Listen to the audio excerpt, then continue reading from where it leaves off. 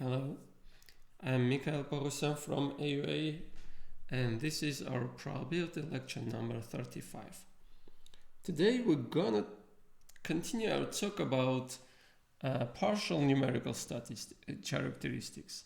We will talk about the variance and standard deviation of a random variable, and also we will talk about numerical characteristics of our important distributions. So let's start talking about the variance of a random variable. In our previous lecture, we talked about the expectation. Expectation was showing the mean of our random variable. And say if x is a random variable with the following PDF. So this is the graph of our PDF on the interval 0, 1. And this is the formula for our PDF. You can check that this is a legitimate PDF and f is 0 outside of this interval.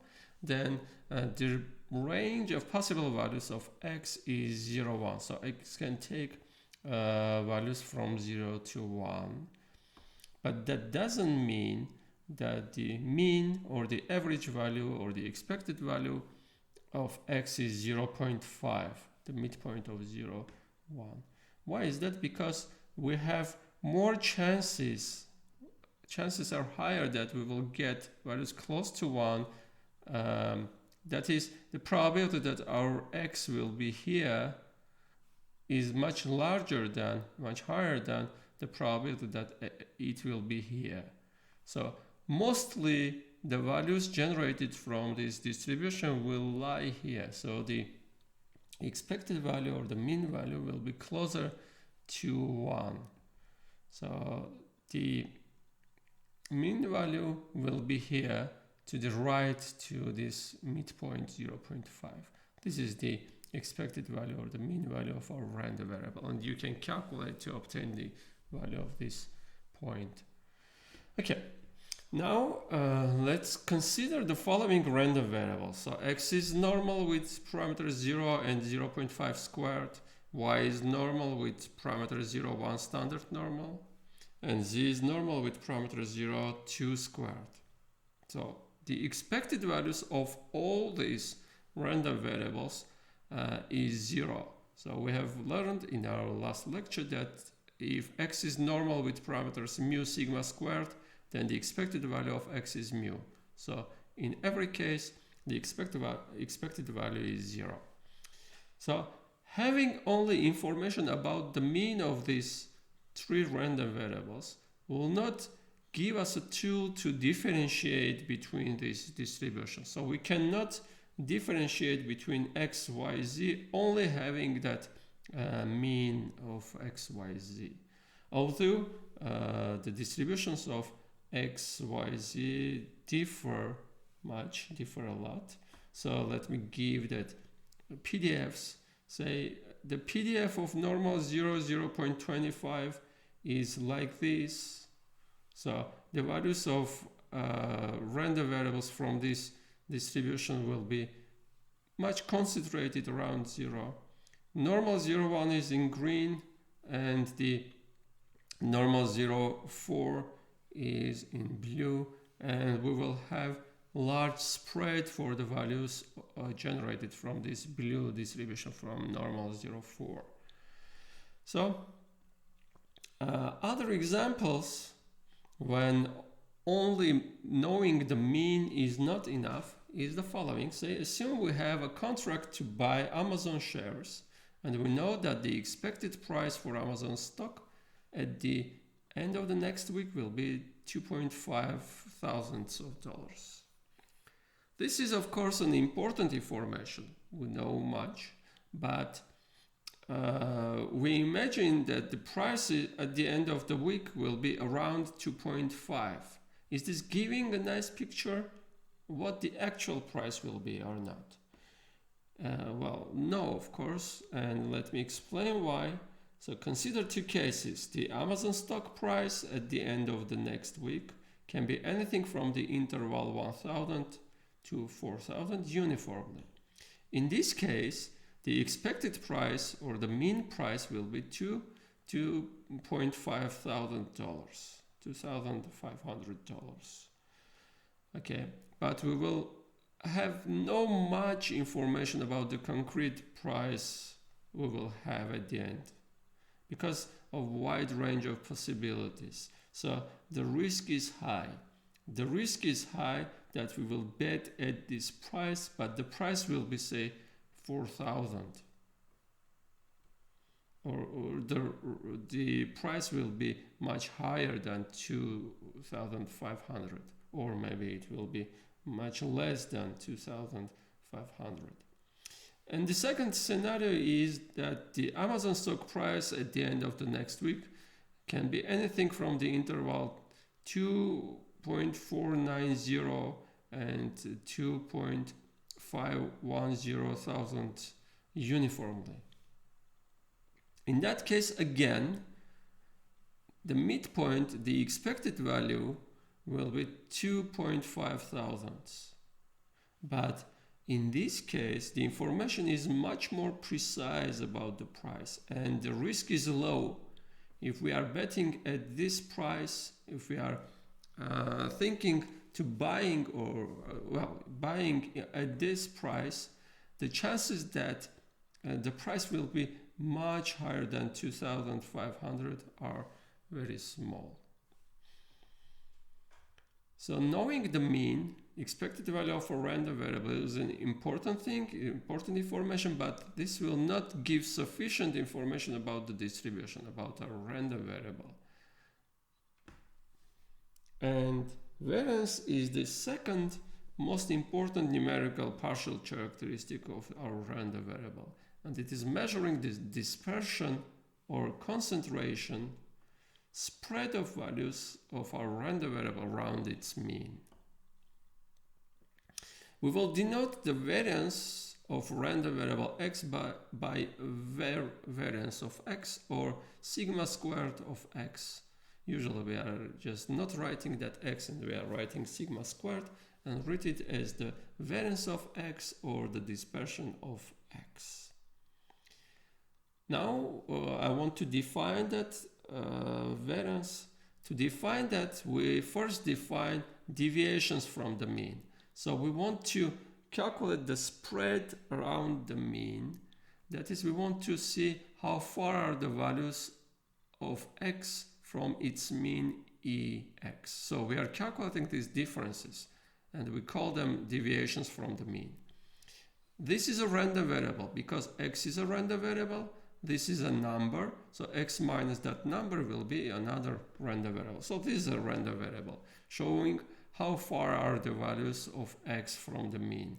And this random variable satisfies, as we have proved in our previous lecture, it satisfies this equality. So the mean value of this random variable is 0. So we have deviations. Some deviations are positive, some deviations are negative. They are cancel each other. So we have in the mean, these deviations from the mean are 0.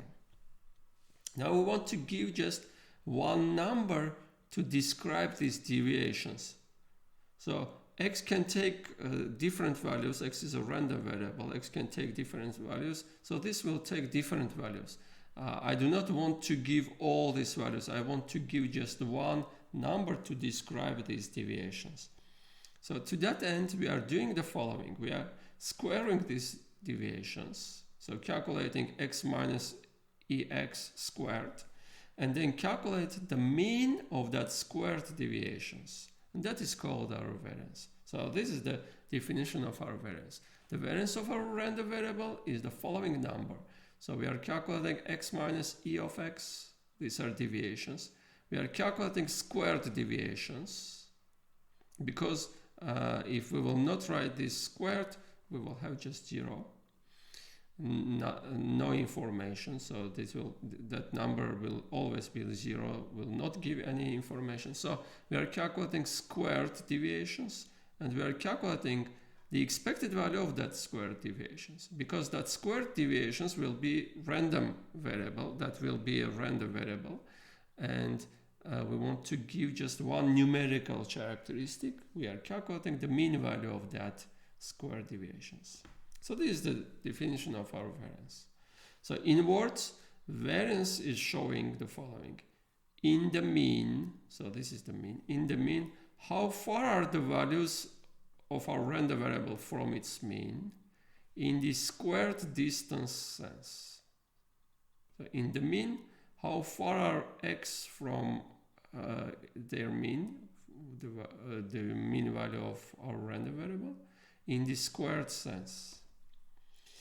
And instead of taking the square, we could take the absolute value, and this measure is called the mean measure of spread, is called the mean absolute deviation, MAD. Mean absolute deviation of x is defined as the mean value or expected value of absolute deviations of x from its mean. But people are usually using this variance because of its nice properties. So this variance has some nice properties, and MAD is not sharing that properties. But in some problems, of course, people are using this mean absolute deviation. We will not talk about mean absolute deviation, and we will concentrate to talking about this variance. Okay, now graphically the variance from comparison. I'm generating 100 points. I'm generating in R 100 points from uniform -2, 2, and the expected value, the mean value of this x will be 0, of course, and the variance will be 4/3. We will see that. We will calculate the variance of uniform random variable, and this is the picture of points generated, 100 points generated from that distribution, and this is the mean 0 in red. Okay, now I'm generating 100 points from normal 0 with variance 0.4 squared. The mean is 0 again, so the same mean, the same number of points, 100 points, and the variance here is 0.16. So you can see that if I'm generating from a smaller variance distribution, I'm getting points which are more concentrated around that mean, around 0. So I have a widespread, wide dispersion from the mean, and here I have some concentrated points around that mean. If I will take some distribution, the mean of which is again 0, but the variance is much smaller, and generate 100 points from that, I will get much more concentrated points here around 0, around that mean. Well, variance has a drawback, and the drawback is that it is in the squared units. What I mean by that, say x is the price of some product in drams, then the expected value of x is again in Armenian drams. But variance, let me recall the definition of the variance.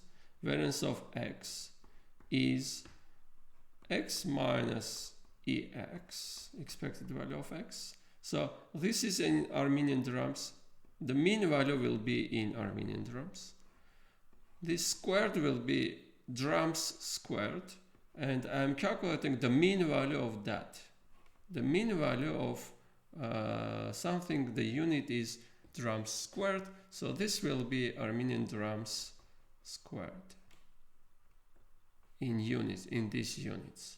Or if I am calculating if x is in kilograms, variance will be in kilograms squared. So this is not too convenient measure to report. So what people are doing, they are talking in terms of standard deviations. So this is another characteristic for the spread, for the dispersion, and it is defined as the standard deviation of x is defined as the square root of the variance. So square root of this expected value. And it is usually denoted by sigma x or sigma just. So because there is a very simple connection formula to calculate standard deviation from the variance. We are just talking in our in the rest of our lecture, and usually in textbooks, people are talking about the properties of the variance. But what is the important thing about the difference between variance and standard deviation? Variance is calculating things in the squared units, and standard deviation is giving in the same units as our x's. So if x is in Armenian drams, then standard deviation is in Armenian drams. If x is in centimeters, we are calculating the height, standard deviation will be in centimeters, etc.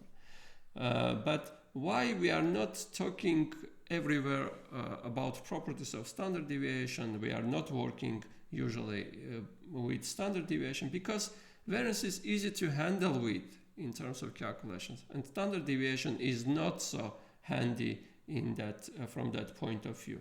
But we are reporting not the variance, but we are reporting standard deviation as the measure of our spread. So standard deviation is the measure that is mostly used in reporting. So we will do our calculations in variance, we will calculate variance, but then at the end of our solution we will report by calculating the standard deviation. Just take the square root of that obtained variance. Okay, when talking about a random quantity, we usually give the expectation as a typical average value, as an estimate for that quantity. And with that, we usually report also the standard deviation for showing the precision of our estimate. Let me give just one example. Say, if we will be informed that the mean salary at some company is 300,000 Armenian drams, say, that will give some information, but is not giving too much information. It is not giving how much deviations we can have from that mean. We can have, say, some persons getting 10,000 drams and others some 1 million, and in the average that is giving 300,000.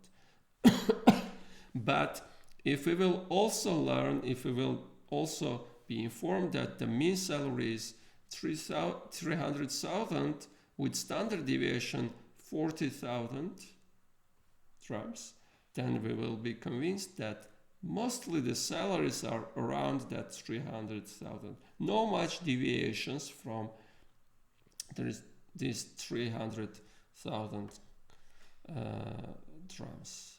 Well, later we will give some quantitative estimate for these type of things. But today we're gonna talk about the variance and its properties. So this is the definition of our variance, but usually we are not using this formula to calculate the variance of a random variable. There is a very nice formula we are using in probability and statistics to calculate the variance, and this is that formula. So I want to prove this formula for you. So let me prove that the variance of x is the expected value of x squared minus the square of the expected value of x. So I'm proving the variance of x by definition is equal to expected value of x minus expected value of x squared. So deviation squared and the mean of that squared deviations. Now I'm using that properties of expected value. First I'm expanding this. I know how to expand the square, x squared minus 2x times expected value of x, and plus this squared plus expected value of x squared. Now I'm using linearity of expectation. So expected value of this sum is expected value of this minus expected value of this plus expected value of this. So the first term will give expected value of x squared. So this will give expected value of x squared. Now I need to calculate expected value of this, but this is constant. We know that the expected value is constant. This is constant, so this constant will go out of expected value, and I will have minus 2 times expected value of x. This constant is going out, this is going out, and we are left with expected value of this x. Expected value of that x. Plus, with plus sign. So expected value of this, but because this is a number, expect not a random variable, well, this is constant. Well, the expected value of that constant will be that constant itself. So expected value of x squared. This is not correct. Let me write that correctly. This squared. Yeah. Okay, so I'm writing this expected value of x squared. I have minus 2 times expected value squared plus 1 times expected value squared. So I will have just 1 minus expected value of x this squared. Just 1 times. Minus 2 times plus 1 times. So minus 1 times. And this is that formula to calculate the variance. Okay? Yeah, we have that proof. So important consequence, we are using a lot this formula in probability and statistics. So from this, we can calculate the expected value of x squared, the second order moment of x, by using variance of x plus the expected value of x this squared. So variance of x plus expected value of x squared is giving expected value of x squared, the expected value of the squared random variable. Okay. Now I want to give explicitly calculation formulas for the variance in discrete and continuous cases. So if x is discrete with possible values xi, and the probability mass function is given by this, so the probability that x is taking that value xi is pi, then the variance is, if we will use the definition, so the definition was the following, so I'm writing the definition, expected value of x minus expected value of x squared. So we need to calculate the expected value of something.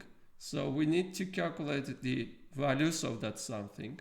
The values of that something will be, well, if x is taking values xi, this will be xi minus expected value of x. Well, this is a number. This is just fixed number.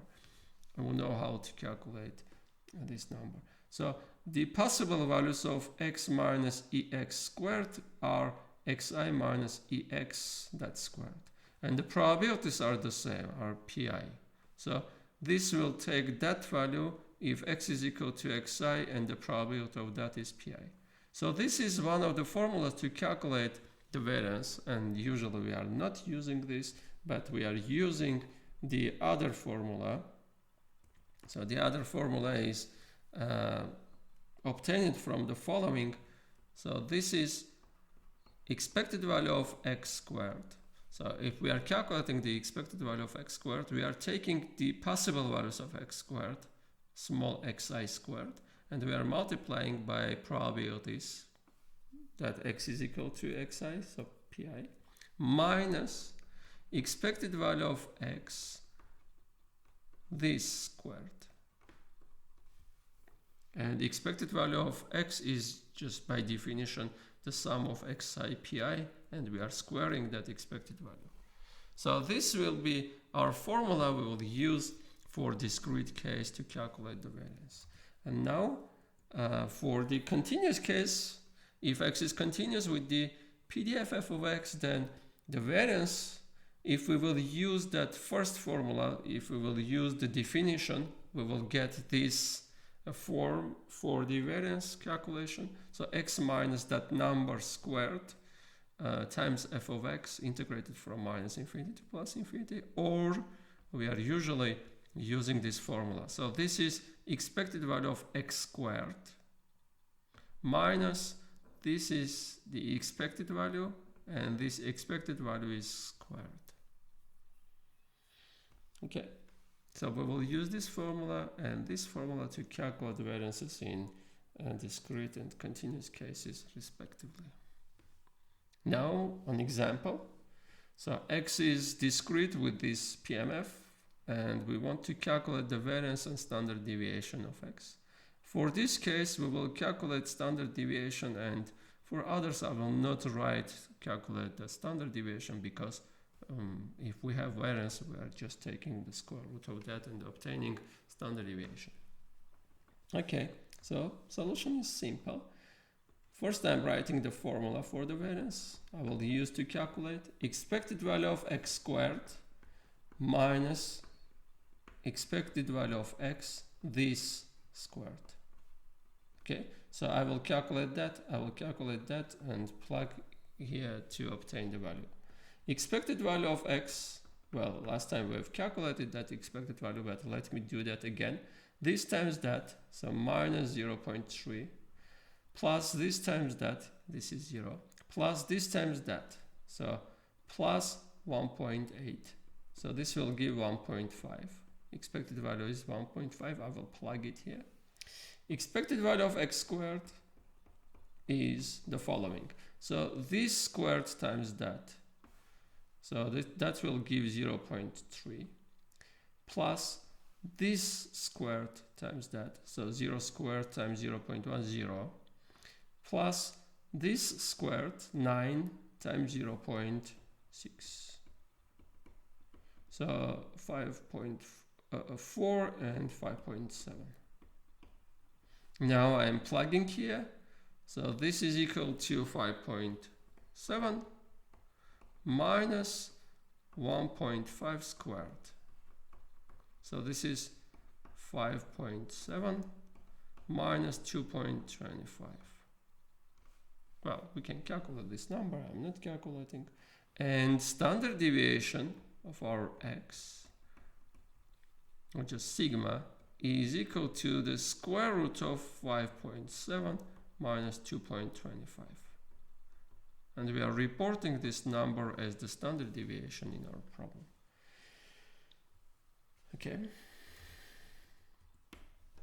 Now, let's calculate the variances for our important standard distributions. The first one is the discrete uniform over these values, and we want to calculate the variance. So I'm writing the formula. This is expected value of x squared minus expected value of x this squared. Now I will calculate this and that. Expected value of x is, well, the definition, let me write the PMF of discrete uniform. So x is taking these values, x1, x2, etc., xn, with equal probabilities. So probabilities are 1 over n, 1 over n, 1 over n. So expected value of x will be this times that plus this times that plus etc. this times that. And that will give, if I will take out that 1 over n, that will give x1 plus x2 plus etc. xn over n. So ordinary average of these numbers will be the expected value of x. Now I am calculating the expected value of x squared. Very easy to calculate. I'm squaring the values, multiplying by probabilities and adding them. x1 squared over n plus x2 squared over n. I want to bring to the common denominator. So etc. plus xn squared over n. And this is the expected value of x squared. And finally, the variance of x will be the sum of xi squared, I is running from 1 to n, over n minus expected value squared. So sum of xi, I is running from 1 to n, over n, this is the expected value, and this squared. That's all.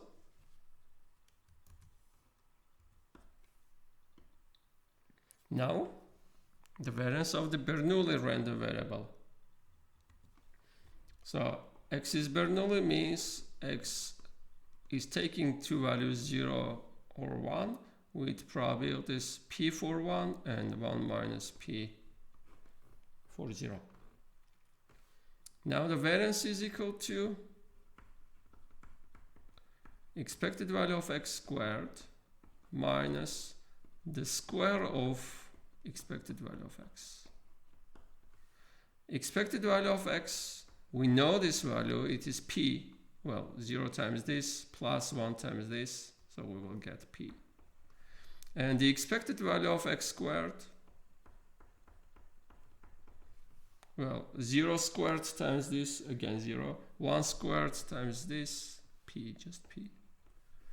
So I'm plugging that values. This is p minus this is p, so p squared. So I will get p times 1 minus p.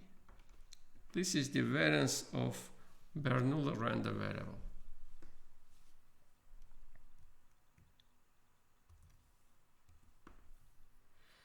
For the binomial with parameters n, p, we want to calculate the variance now. So again, that formula, I'm writing that every time.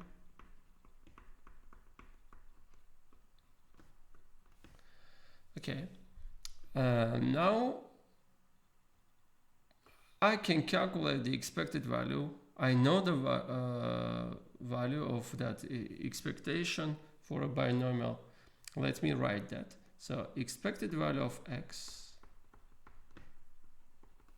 in the case of binomial random variable is just n times p. We have calculated this in our previous lecture. Now I need to calculate the expected value of x squared. Well, we can calculate by definition. We can write the PMF and plug the values to calculate this. Let me write that formula, but I will not use that formula to calculate this, and I will use another trick I was using for this calculation. I have calculated this in two ways, and the second one was much easier and prettier, and I want to use it here. But first I want to show how to calculate that if we do not know that trick, that nice calculation form. So what I am writing is the expected value of x squared is equal to. So I need to write the possible values of x and probabilities, so PMF of x. Well, I am writing in this form. So the probability that x will take the value k, x is our binomial random variable, will be n choose k times p to the k times 1 minus p to the n minus k. And here k is running, k can be anything from 0 to n. Well, x is showing the number of successes in n independent trials, and the number of successes can be in n trials can be anything from 0 to n. And this is the probability of taking that value k. Now, expected value of x squared is the following. So I'm adding first the values of x squared. So the values of x are k squared, and times the probability that x is taking that particular value k. So times n choose k, p to the k, and 1 minus p to n minus k. And k is running over all possible values from 0 to n. If k is 0, of course, this will be 0, so we can start from 1. Okay, if we will do some work, we can calculate this sum, but in a closed form. But I do not want to do in that way. I want to do in the following way.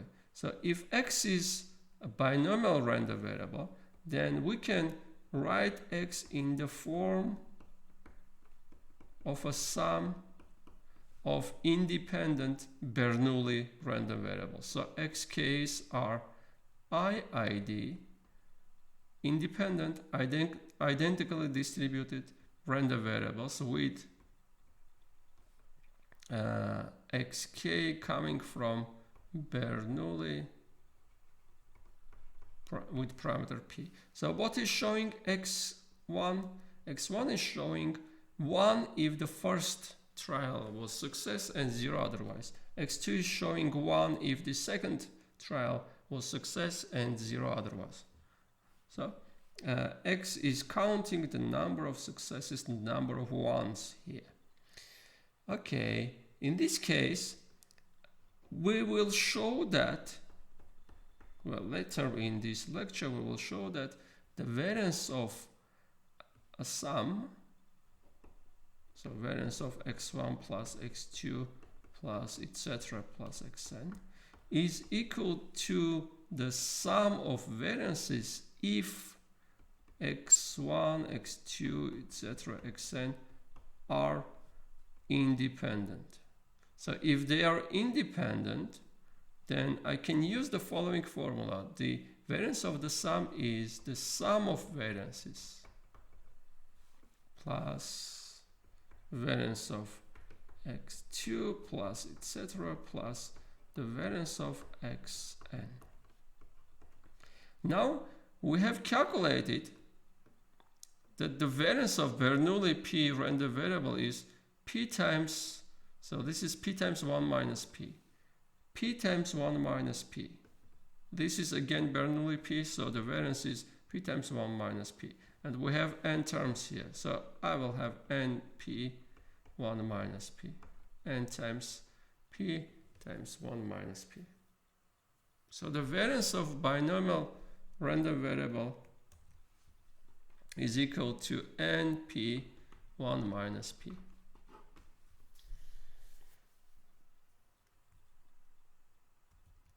Okay. Next is for geometric random variable, geometric with parameter p. Well, I'm writing the PMF. So x is showing the number of trials until getting the first success. So x can take values k. K is running from 1 to infinity. One trial, or the success was in the first success was in the second trial, etc. And the probability of that is p times 1 minus p to the k minus 1. So k minus 1 failures and the kth one was success. This is the probability of that. And k is running from, let me write that, from 1 to infinity. Okay, now the variance is expected value of x squared minus expected value of x this squared. We have the formula for expected value of x. We have calculated last time that the expected value of x is 1 over p. And I will not do this calculation again. I will just use this formula. Now it remains to calculate expected value of x squared. So expected value of x squared is the following. I'm calculating the sum of possible values of x squared.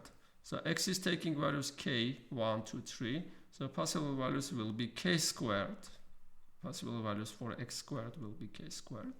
Times the probabilities that x is equal to k. So probability that x is equal to k is p times 1 minus p to the k minus 1. And k is running from 1 to infinity. Now I need to calculate this.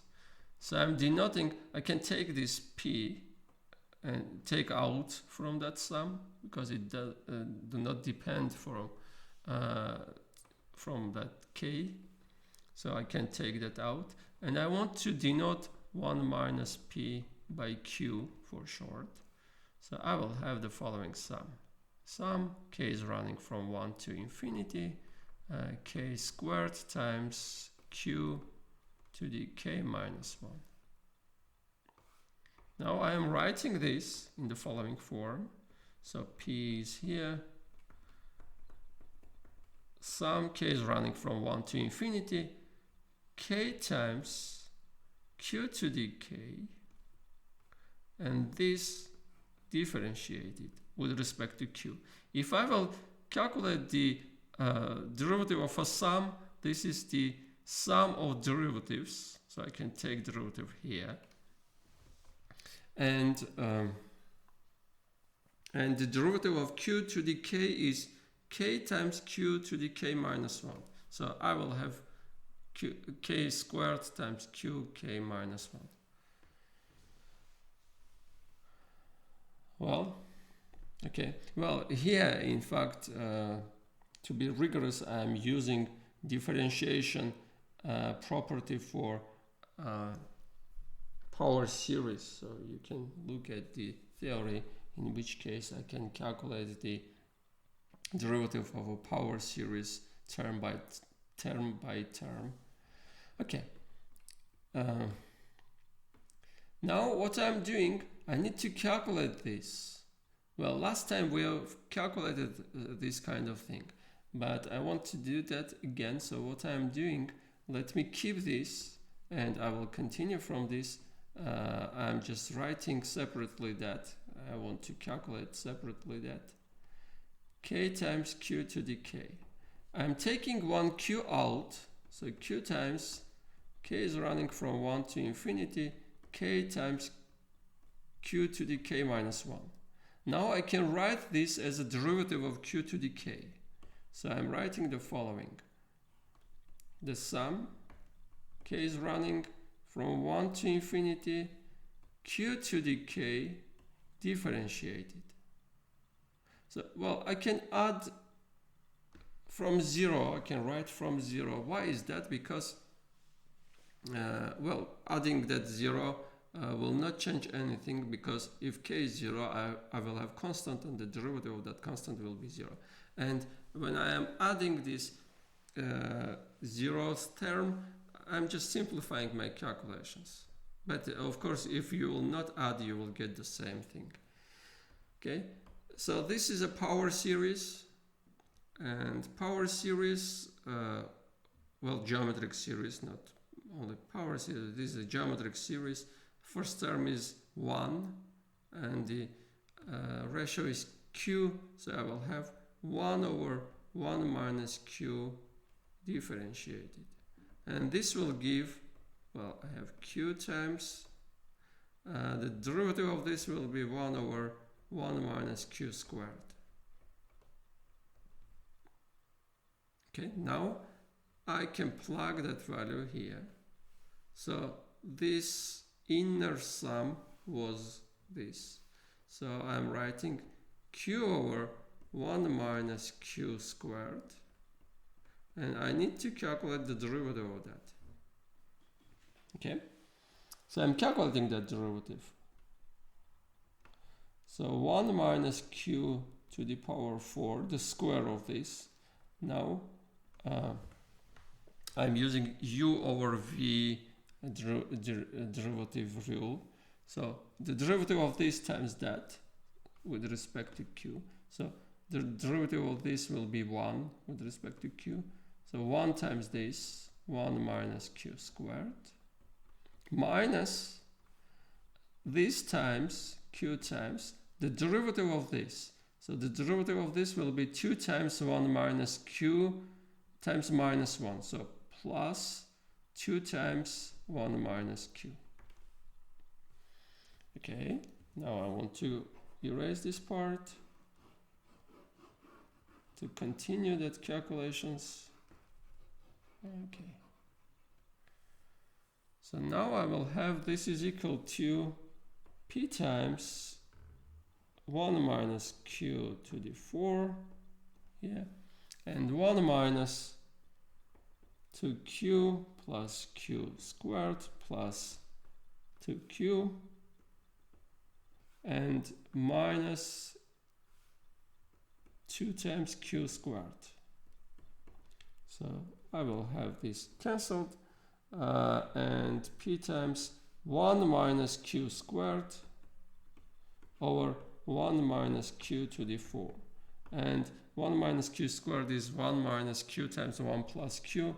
I will have p times 1 minus q, 1 plus q, sorry, over 1 minus q cubed.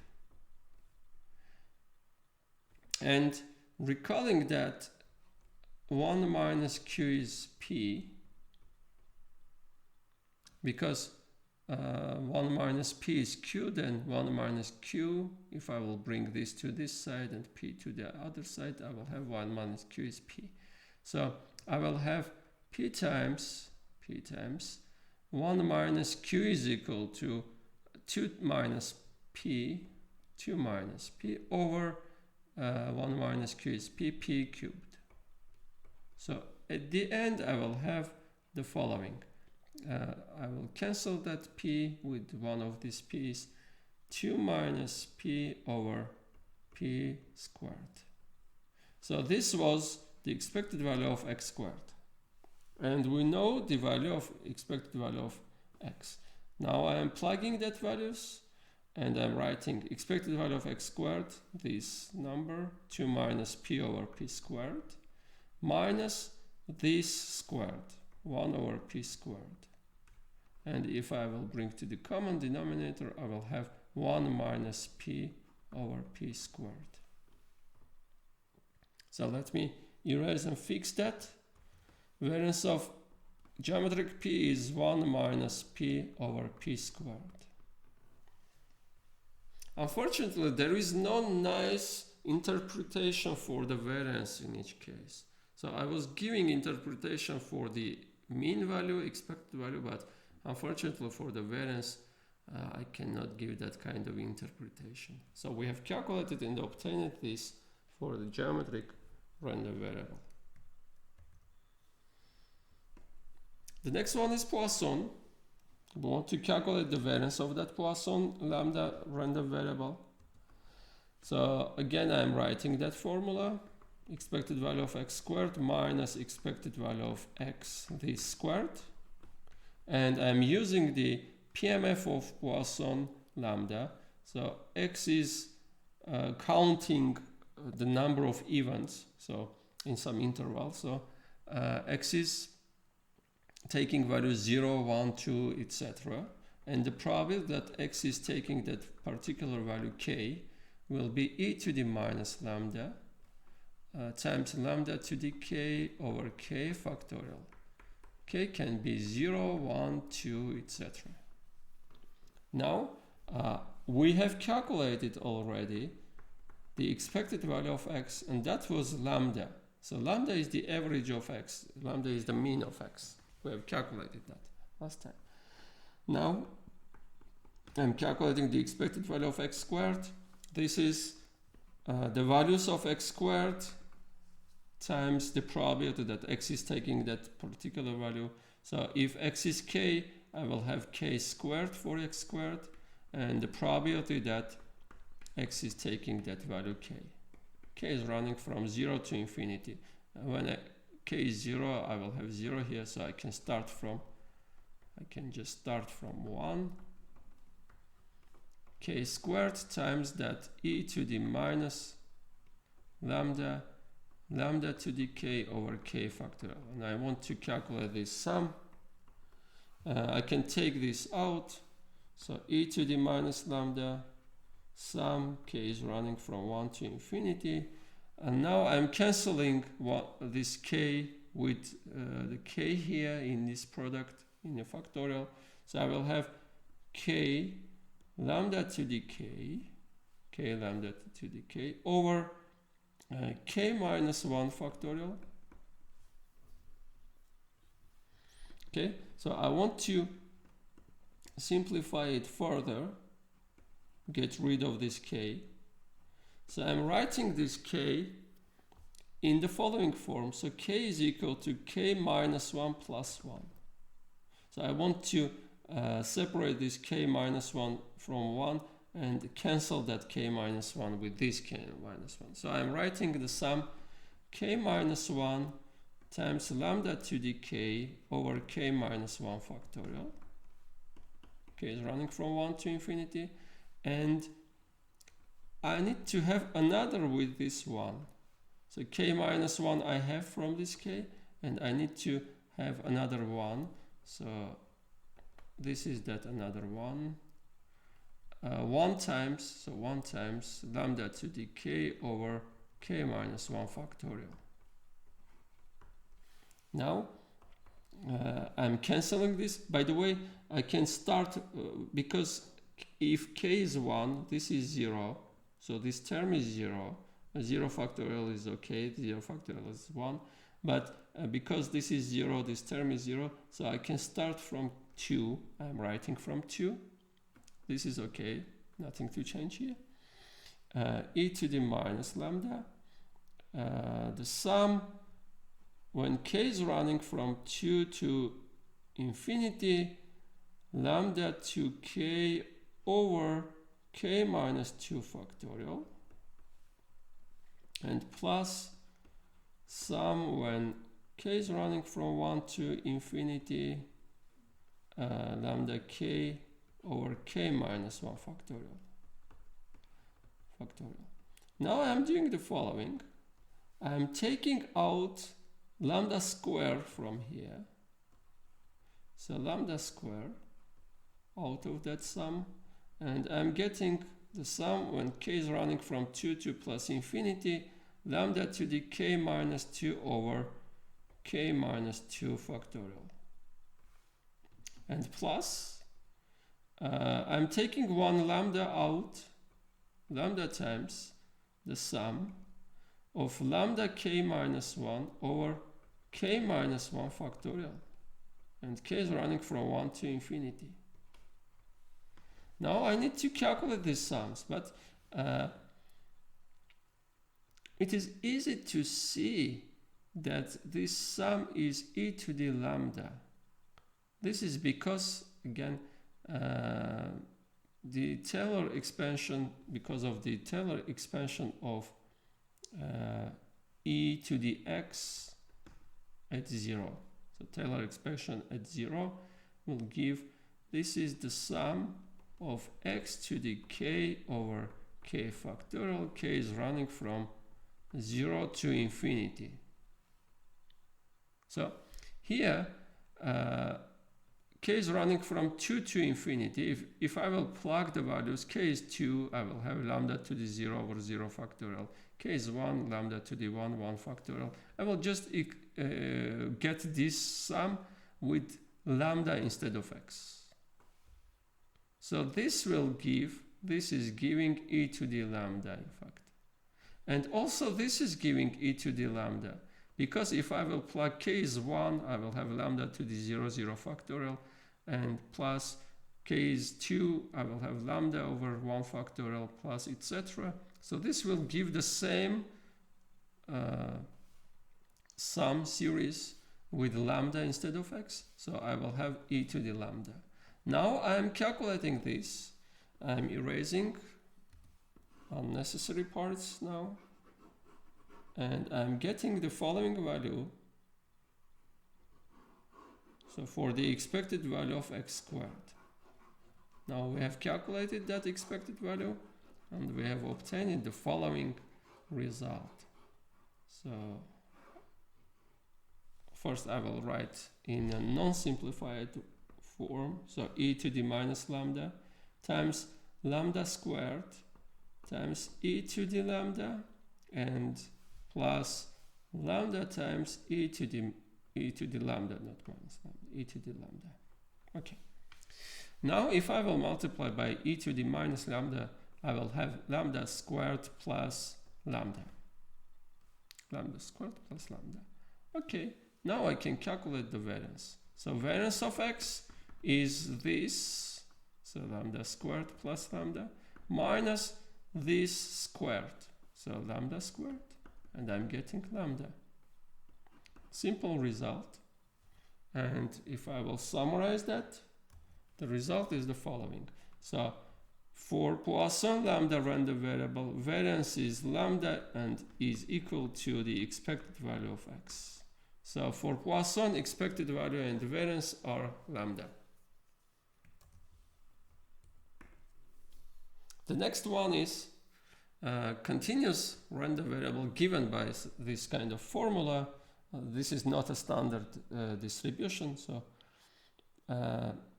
this is the PDF of our random variable x, and we are asked to calculate k. This is easy. We are just writing the integral from minus infinity to plus infinity of f of x dx is 1. So because f is non-zero in this interval only, we will have integral from 1 to 2 k times x plus 2 dx. And from here we are calculating this, from this equation we are calculating k. So I will not do that. I will assume that we have the value of k. Now I'm calculating the variance, and I'm writing again that formula. The variance of x is expected value of x squared minus expected value of x this squared.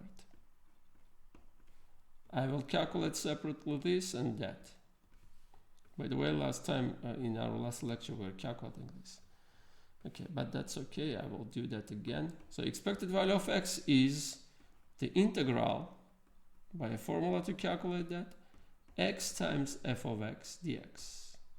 And because f is 0 outside of this interval, we will get just integral from 1 to 2 over this interval, x times f of x, so k times x plus 2 dx. We have the value k from here. We can plug it and calculate this integral, which is easy to calculate. So I will not calculate. I am assuming that now I have that expected value of x. The next is expected value of x squared. This is by that formula, by the Lotus formula, law of unconscious statistician. This is small x squared times f of x dx.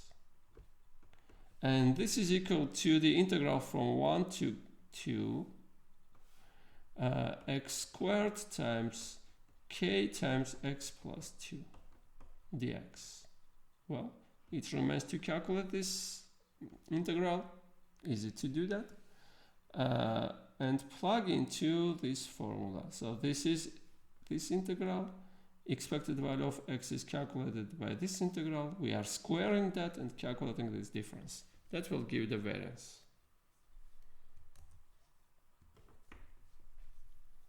So now let's calculate the variances for our continuous important known distributions. The first one is uniform. Find variance. So I'm calculating that. Variance is equal to expected value of x squared minus expected value of x this squared. Now the expected value of x is, we have calculated that for uniform it is the midpoint of a and b. So a plus b over 2, I will use that. Now the expected value of x squared, I'm calculating this, is by that formula is equal to small x squared times the PDF dx. Now I need to use that PDF. Let me write what is the PDF. Let me recall what is the PDF of uniform AB random variable. 1 over b minus a, the interval length, if x is in AB and 0 otherwise. Now I am plugging it here. I'm obtaining an integral over this interval AB. So integral from a to b, x squared times 1 over b minus a. This is our f dx. So I will have 1 over b minus a. This constant is going out. The integral of x squared will be x cubed over 3 from a to b. So b cubed minus a cubed over 3. This is the value when I'm substituting b minus a, then minus a substituted, times 1 over b minus a. And if I will use the formula for to expand b cubed minus a cubed, that will be b minus a times b squared plus ab plus a squared. So I'm getting a squared plus ab plus b squared over 3. Okay, now I have this value, I have that value, I can plug and calculate the variance. So variance is equal to the following.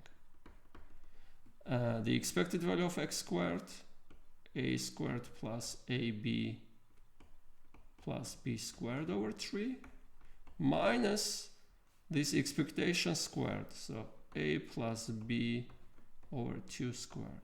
Let us calculate this value. So we will have a squared plus ab plus b squared over 3 minus a squared plus 2ab plus b squared over 4. I'm bringing to common denominator is 12. So 4 times this, so 4a squared plus 4ab plus 4b squared minus 3 times this, 3a squared minus 6ab minus 3b squared. Yeah, and at the end I will have what I will have 4a squared minus 3a squared, so 1a squared minus 2ab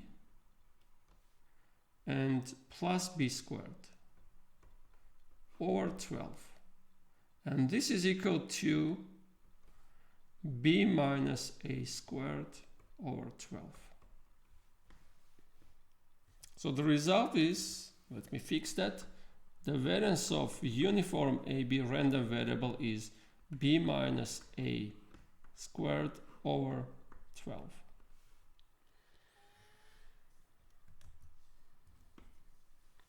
The next is the variance of exponential. So let's calculate. Variance of x is, by that calculation formula, is expected value of x squared minus expected value of x this squared. We know the expected value. We have calculated the expected value for exponential. This is equal to 1 over lambda, not 1 minus, 1 over lambda. So x is waiting time, measuring waiting time. Lambda is 1 over that average, 1 over the mean waiting time. So lambda is 1 over this expected waiting time. Now we need to calculate expected value of x squared. And this is, by that formula, the integral of x squared times the PDF dx. Now the PDF is equal to PDF of exponential lambda is equal to lambda times e to the minus lambda x if x is larger or equal than 0 and 0 otherwise. So I'm integrating from 0 to plus infinity x squared lambda e to the minus lambda x dx. Now I need to do an integration by parts 2 times. So first I'm writing in this way. So lambda, I'm taking this lambda into here, and that I will get with the minus sign 0 to plus infinity x squared d e to the minus lambda x. If I will calculate the derivative of this, I will have with minus sign, that minus will be cancelled. I will have lambda times e to the minus lambda x. So this is equal to that. Now I am doing that integration by parts. Minus x squared e to the minus lambda x from 0 to plus infinity, and plus, because I had one minus sign, plus I'm changing the places of this and that. So from 0 to plus infinity, e to the minus lambda x, I need to write dx squared. Dx squared is the derivative of x squared times dx. So I'm erasing this, and instead of this I'm writing 2x dx. This is dx squared. Okay, so this will be 0 at plus infinity, because this tends to 0 much faster than this tends to plus infinity. Okay, this is 0 at plus infinity. This is also 0 at 0 because of this. So I will have this is 0, so this is 0, not goes to 0, but is 0. And I'm left with this. So I'm again taking this e to the lambda, e to the minus lambda x into the d side. So I need to add some constant here, and that constant will be minus, well, I have 2 here, so I'm taking that out, minus 2 over lambda, the integral from 0 to plus infinity of x d e to the minus lambda x. So if you will calculate the derivative of this, that will be minus, will be cancelled with this, that will give lambda, will be cancelled with this, that will give e to the minus lambda x. So at the end I will have this. So this is equal to that. Now I'm integrating by parts again. Minus 2 over lambda times x times e to the minus lambda x from 0 to plus infinity.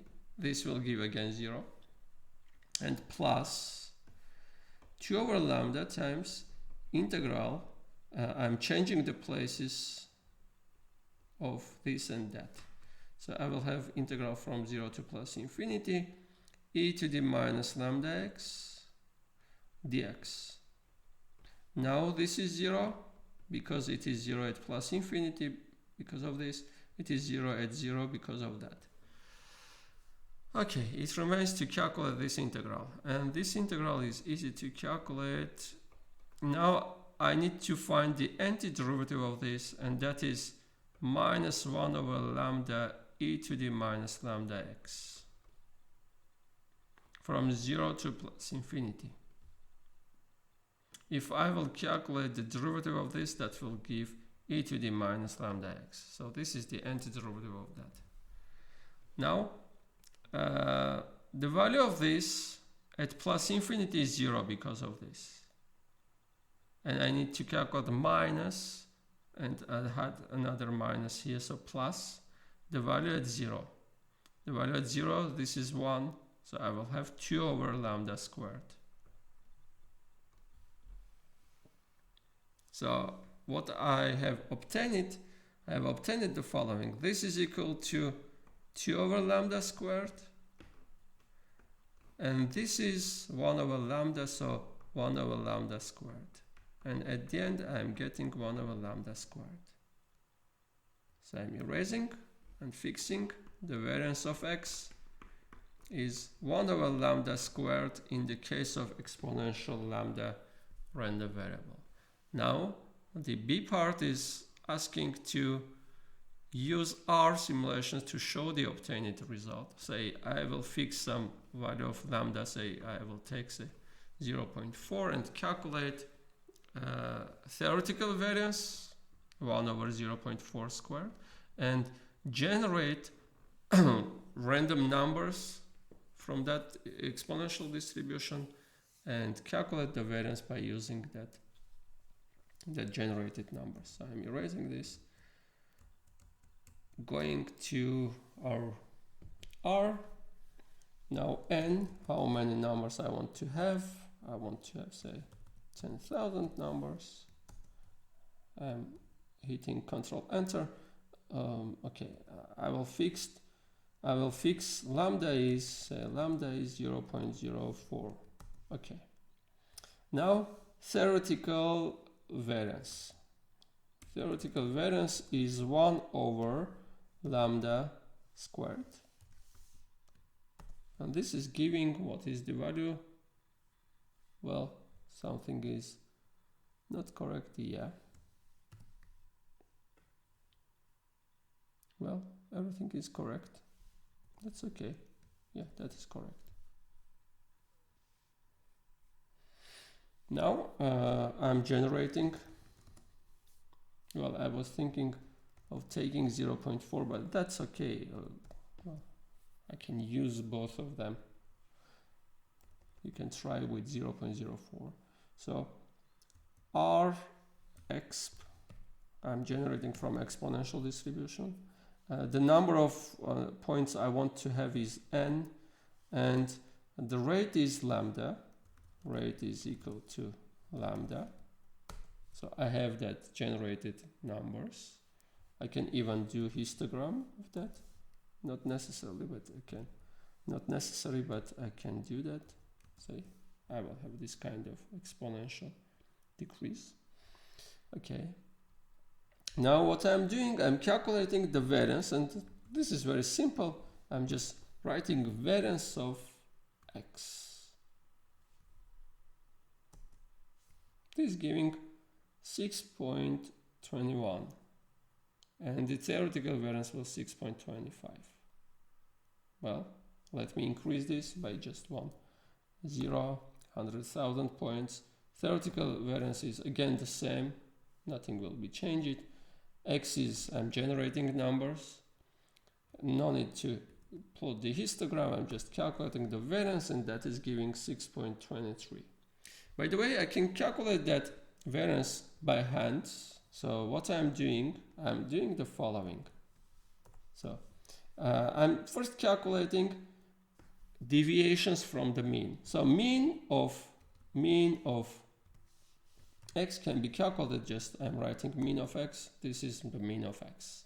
Okay, I'm calculating the deviations from the mean. So x minus mean of x. This will give a vector of deviations. Well, if I will run that, that will give a vector of deviations. So each value of x minus the mean, this number. Now I'm calculating squared deviations. So squared deviations. I'm squaring these numbers. Okay. And after taking that squares, I need to calculate the mean of this. So I'm calculating the mean squared deviations. And I'm running this. I'm getting 6.23. Well, almost this. If I will run that again, let me do that experiment again. That random numbers will be changed, will be generated again, 6.19. Another one, 6.26. Another one, 6.18, etc. So this is how we can simulate that variance calculation. Okay. Now the next one is the normal distribution. Show that the variance is sigma squared. Okay. In this case, calculation is not so easy, and I will not do that, but I will just write how to do that. So first we need to calculate the expected value of x squared. This is not easy part. So this is the integral from minus infinity to plus infinity of x squared f of x dx. And this is by using the PDF the following. So 1 over sigma times square root of 2 pi and e to the minus x minus mu squared over 2 sigma squared dx. And this integral is not so easy to calculate. You can just try the simple version when we have just normal 0, 1 standard normal. You need to calculate this integral. The integral from minus infinity to plus infinity, x squared e to the minus x squared over 2 dx. Try to calculate this. Not so easy, but there are ways to calculate that. I will not use that tricks. I just state the result. So, well, we have that result. In fact, the variance of this random variable x is sigma squared. So that's why we are calling this mu to be the mean, because mean of x is mu, and that's why this parameter is called the variance, because the variance of x is sigma squared if x is normal with these parameters. So we will use this a lot. This is very important for normal distribution. you can look at, you can try by yourself to calculate that integral and look if that will be hard. You can look at some textbooks for that calculation. Okay, the next problem. So I'm playing an American roulette. The board has 37 numbers from 0 to 36 and an additional slot 0, 0. So 0, 0 and 0 are in green. Half of the other numbers are in black and the other half are in red. Well, I just want to show that American roulette wheel. So 2 green, 0 and 0, 0. Half of the numbers are in the red, half are in black. So this is that roulette. Okay. I want to use two strategies. So the first strategy, S1, is to bet on the color on black or red. So if the ball will stop at the pocket with the same color I have chosen, so I'm choosing, say, red.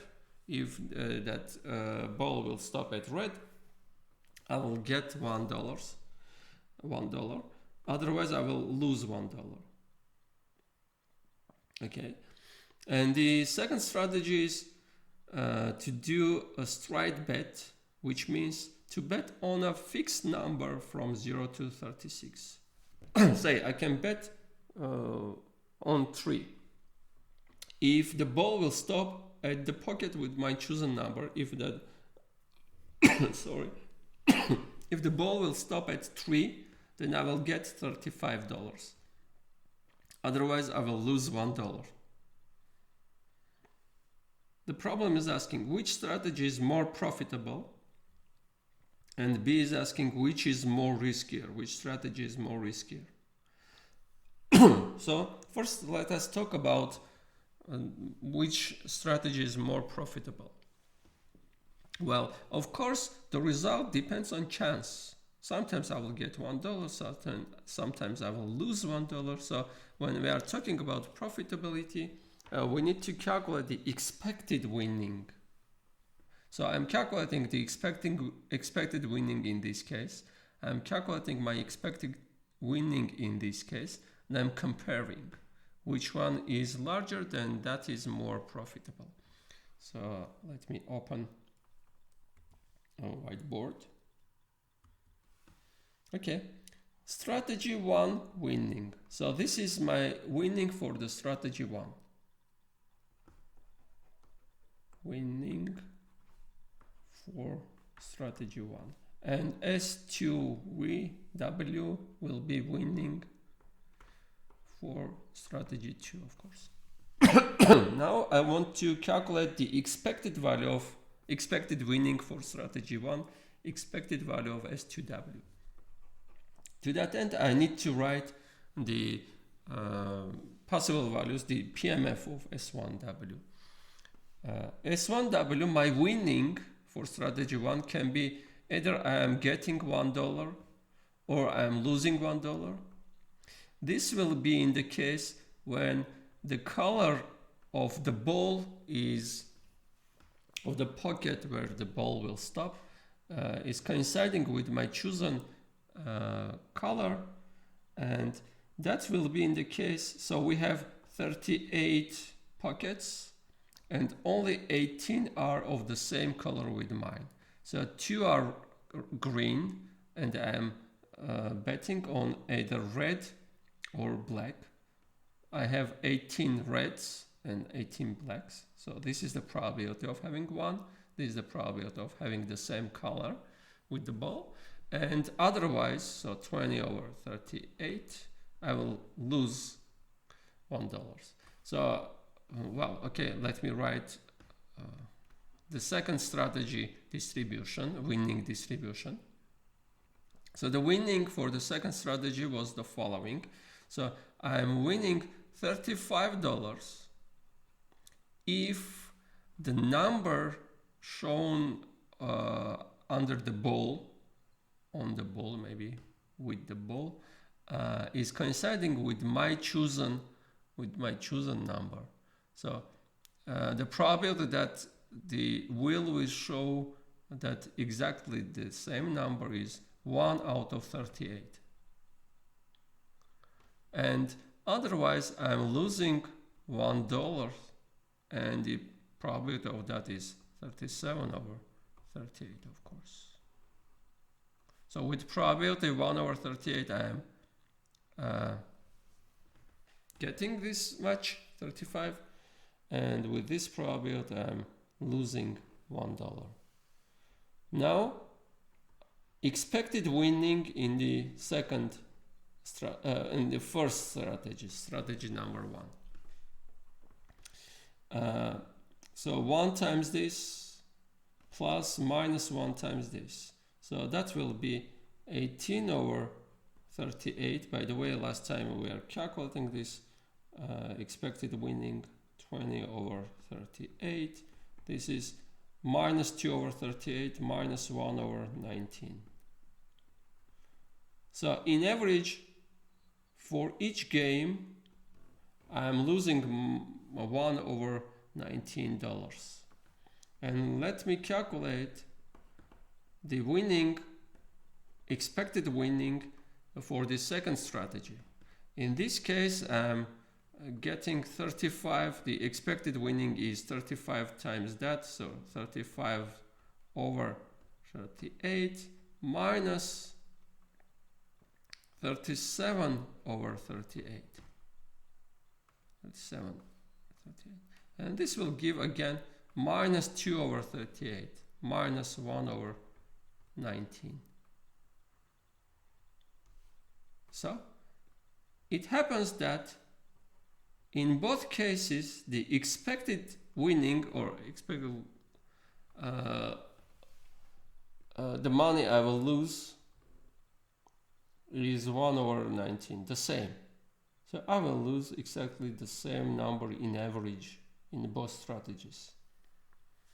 Okay, but the second part of our problem was asking which strategy is riskier.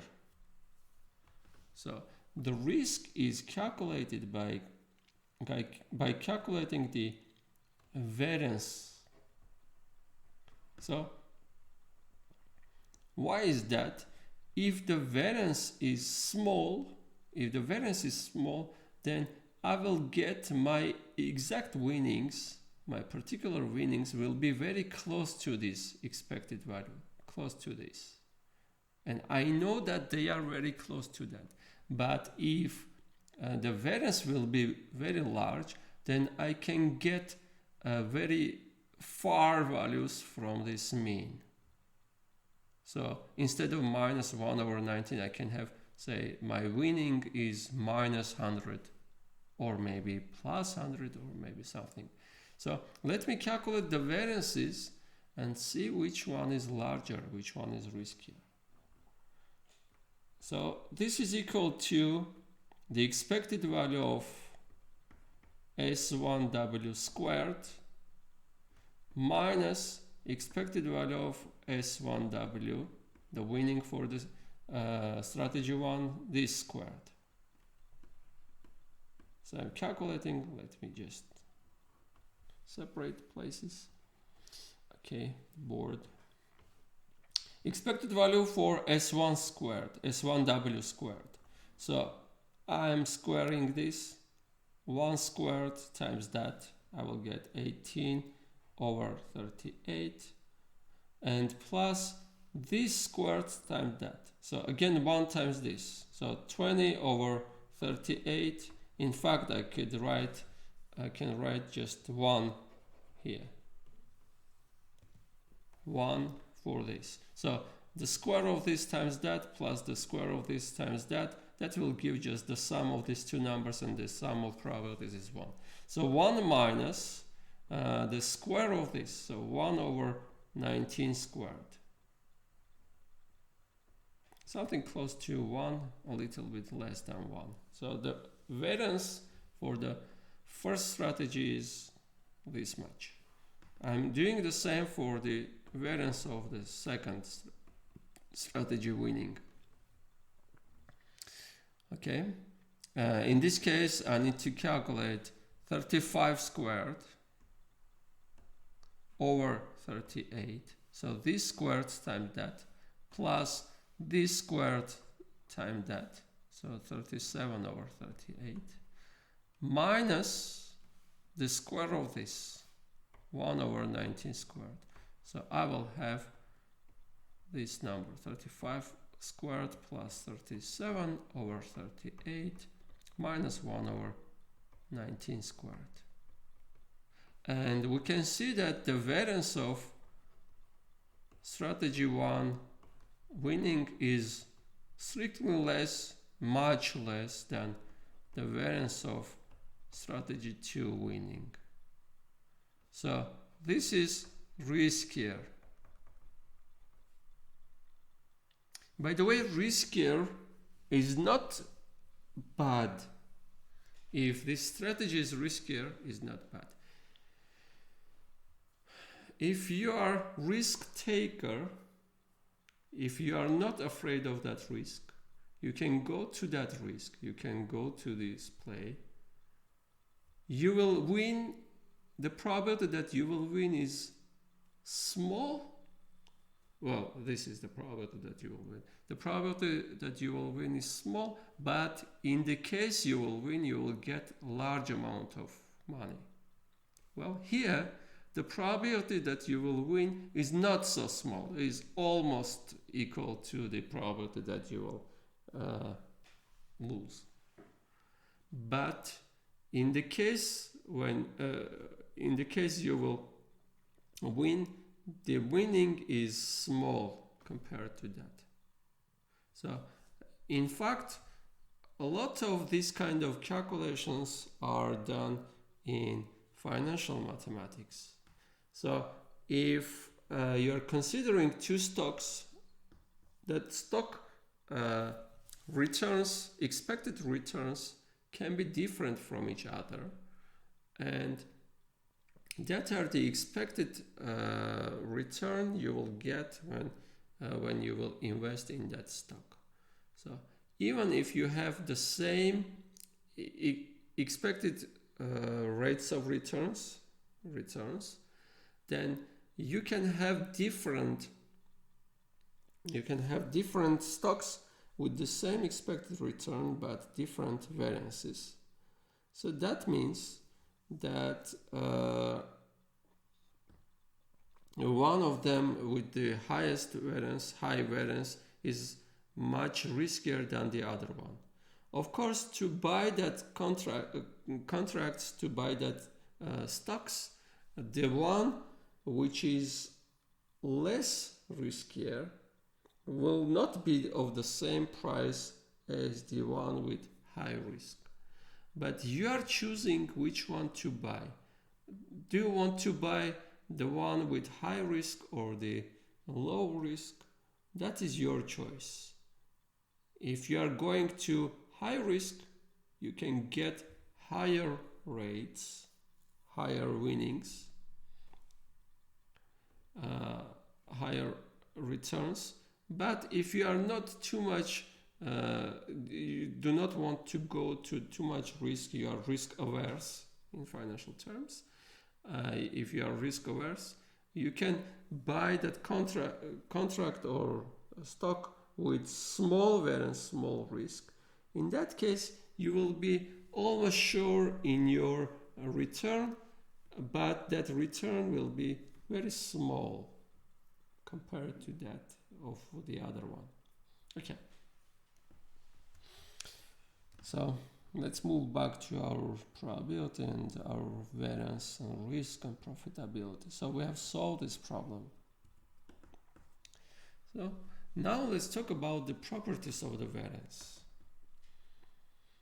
Assume x is a random variable, then the variance of x is always non-negative and the standard deviation is always non-negative. Why is this? Because the variance of x is the mean value or expected value of some positive thing, non-negative thing. So we are calculating x minus the mean of x and we are squaring that by definition. This was the definition. Now I am using that definition. So this inner random variable is always non-negative because we have square here. So the mean value of non-negative random variable will be non-negative. And standard deviation is always non-negative because we are calculating the square of this. By the way, that square is defined because this is non-negative. We have not talked about this, but because this is non-negative, standard deviation is always defined. The next property is that the variance is 0 if and only if x is constant, almost surely. Why is this? Because again, this variance is equal to the expected value of x minus expected value of x this squared. If this expectation is 0, so the mean of this non-negative thing is 0. That means that this needs to be 0. If this is 0, so x is equal to expected value of x. Expected value of x is constant, so x is constant. If x and y are identically distributed, then the variance of x is equal to the variance of y. This is because the distributions of x and y are the same. So say in the continuous case, the PDFs are the same. So you are integrating by using that PDFs, you will get the same numbers here and here for x and for y. The variance of x plus alpha is the variance of x for any real number alpha. So first, the interpretation of this, if I'm shifting my distribution, say x is continuous and something like this, this is the PDF f of x for x. Now, what is the PDF of x plus alpha? The PDF of x plus alpha will be the same thing but shifted with alpha. So it will have this kind of graph. So the same shifted by alpha. If this is a, if this is, say, the mu, the mean value, say, this will be mu plus alpha. So everything is shifted by alpha to the right in this case. Alpha is positive in my case. Okay, but the variance is not changed. So I'm changing the mean, but I'm not changing the variance. And if I will talk in terms of generated numbers, if I will generate from this, I will have numbers much concentrated around that mu. Say this is mu, this is mu. Sometimes I will have here, sometimes I will have here. Now, if I am adding to each number alpha, then I'm getting the same picture, but this mu is changed to mu plus alpha. So I'm shifting these numbers. For each point I'm adding alpha, so the same picture is around the point mu plus alpha. Okay, and the variance in the previous case and the variance for the shifted case will be the same. You will have the same deviation from the mean. Okay, now formally, mathematically, how to prove this? The variance, I'm using the definition. In this case, definition is much easier to use to prove that. So the variance of x plus alpha is, by definition, expectation of x plus alpha, the random variable itself, minus the mean of this, mean of x plus alpha. So deviations for x plus alpha squared and the mean of that. Now I will have expected value of x plus alpha minus expected value of x plus alpha will be expected value of x plus alpha because alpha is constant. I will have expected value of x. I will have minus sign here, minus alpha squared. I will have this 2 cancelled, alpha's cancelled, and I will left with x minus ex squared, expected value of that. And this is the variance of x.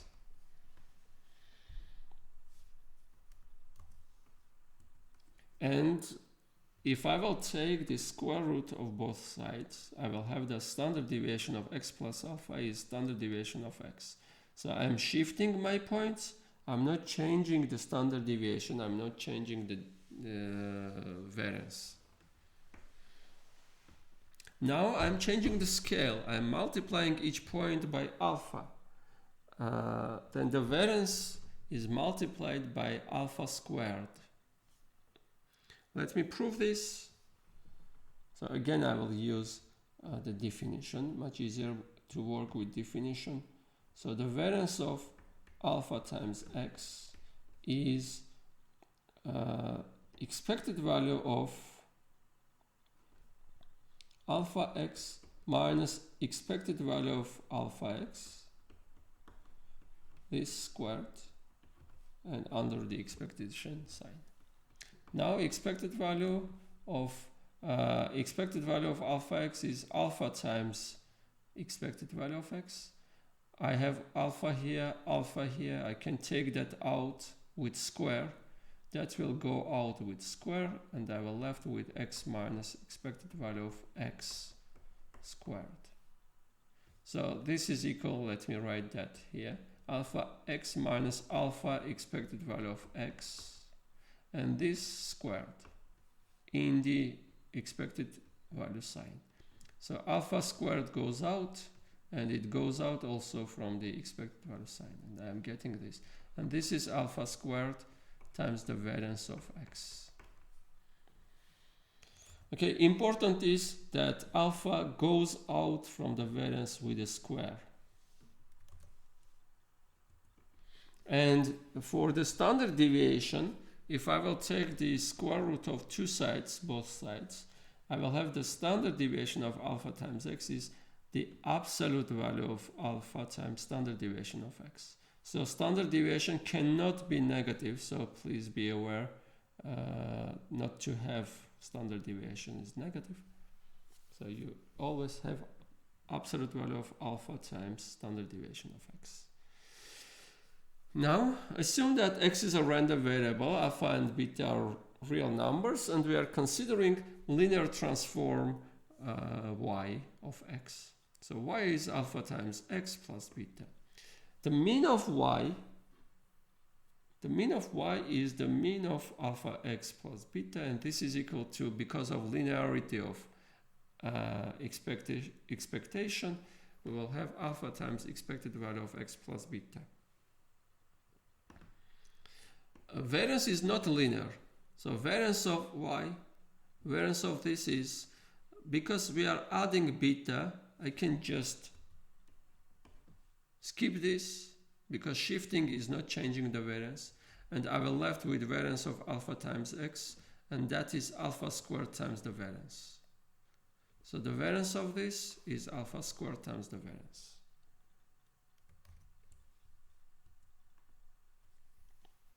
Now, for transformed random variable, we have calculated the expectation. We have formula to calculate the expectation of this g of x. But there is no nicer formula to calculate the variance than this one. So the variance of y, or the variance of g of x, is expected value of the square of this minus the expected value of g of x, that squared. And how to calculate, say, this? This is equal to, by that Lotus formula, minus integral from minus infinity to plus infinity, g of small x squared, so this squared, f of x dx in the case of continuous random variable. In the case of discrete random variable, you need to write the sum of g of xi squared times pi. Okay, and we know how to calculate this, so nothing new here. Another very important property of variance is how to calculate the sum variance of the sum of random variables. We will give the general formula later, next time. but we have one important subcase here. The variance of sum of independent random variables. So assume x and y are independent random variables. X is independent of y. Then the variance of x plus y is the sum of variances. Very important relationship. By the way, this is sometimes interpreted as the Pythagorean theorem for random variables. And that's why we are writing in this by using this symbol, that independence. Independence, we are imagining or thinking about independence as being orthogonal, and for orthogonal we have Pythagorean theorem. And by the way, variance is calculated in squares. So Pythagorean theorem is c squared is equal to a squared plus b squared for a right angle triangle. Well, you can read about that in different places. I'm not talking about that too much. Let's go forward.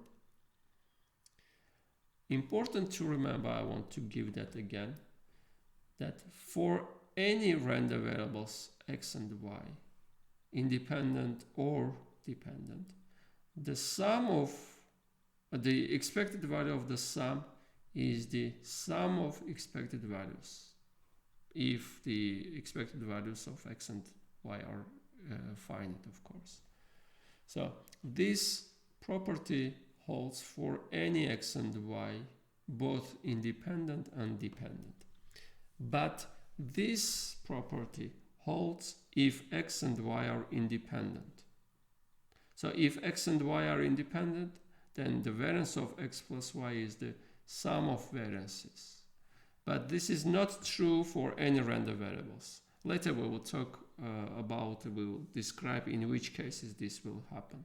This happens in independent case, but this will happen also in other cases too. Okay. Now, if x and y are independent, then we know that the expected value of x times y is the product of expectations. So this is correct for independent case, this is correct for the independent case, but this sum expectation calculation formula is correct for any case. Nice. So let's solve some problems. Assume x and y are Bernoulli 0.5. So identically distributed random variables with Bernoulli distribution with parameter 0.5, and x and y are independent. So calculate this variance. Easy to do. First, I am looking at this part. This is constant, minus the expected value of y is constant, so this is some number. We can even calculate if we want. Well, this is in fact 0.5. This is constant, this is constant. So in calculation of variance, we can just skip that constant. I'm just writing 2x minus 3y. Now, because x and y are independent, then these random variables are independent too. So I'm using that variance formula, I'm writing it in the following way: 2x plus minus 3y. And the formula was, if this and that are independent, then the variance of their sum is the sum of their variances minus 3y. And this is equal to, this goes out with a square, so 4 times the variance of x, plus this goes out with a square, so I will have 9 times the variance of y. Now it remains to calculate, but because they are identically distributed, I will have the variance of x is equal to the variance of y. So I will have 13 times the variance of just one of them, say x. And the variance of x is 0.5. So this will be 13 times 0.5. And this is all. Well, no, I'm not writing that correctly. The variance of Bernoulli 0.5 is variance of x is 0.5 times 1 minus 0.5, not 0.5.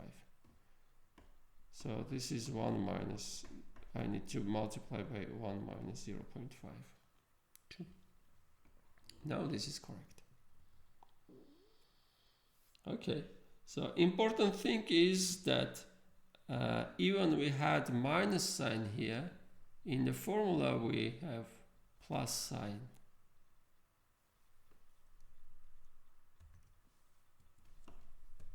So is it true that if x and y are independent, then the variance of x minus y is the variance of x minus variance of y in general? This is a very common mistake. This is not correct. So this is not correct. This is not correct. So this is not correct. So what is the correct way? So the variance of x minus y is the variance of x plus minus 1 times y. We have independence here. So if x and y are independent, then x and any function of x and any function of y are independent. So this is independent of that. So we will have the variance of x plus the variance of minus y. And this will give the variance of x. This minus 1, let me write minus 1.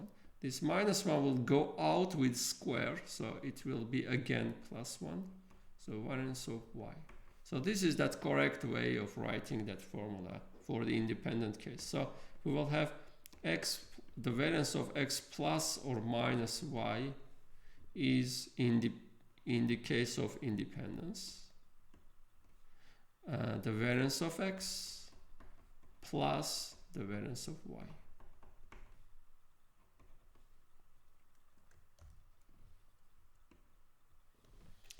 Assume x and y are independent, so simplify this. So no so nice formula to calculate that, but let me calculate and simplify that. So I am writing expected value of this squared, so x squared y squared, minus expected value of this and this squared. This is the formula to calculate the variance.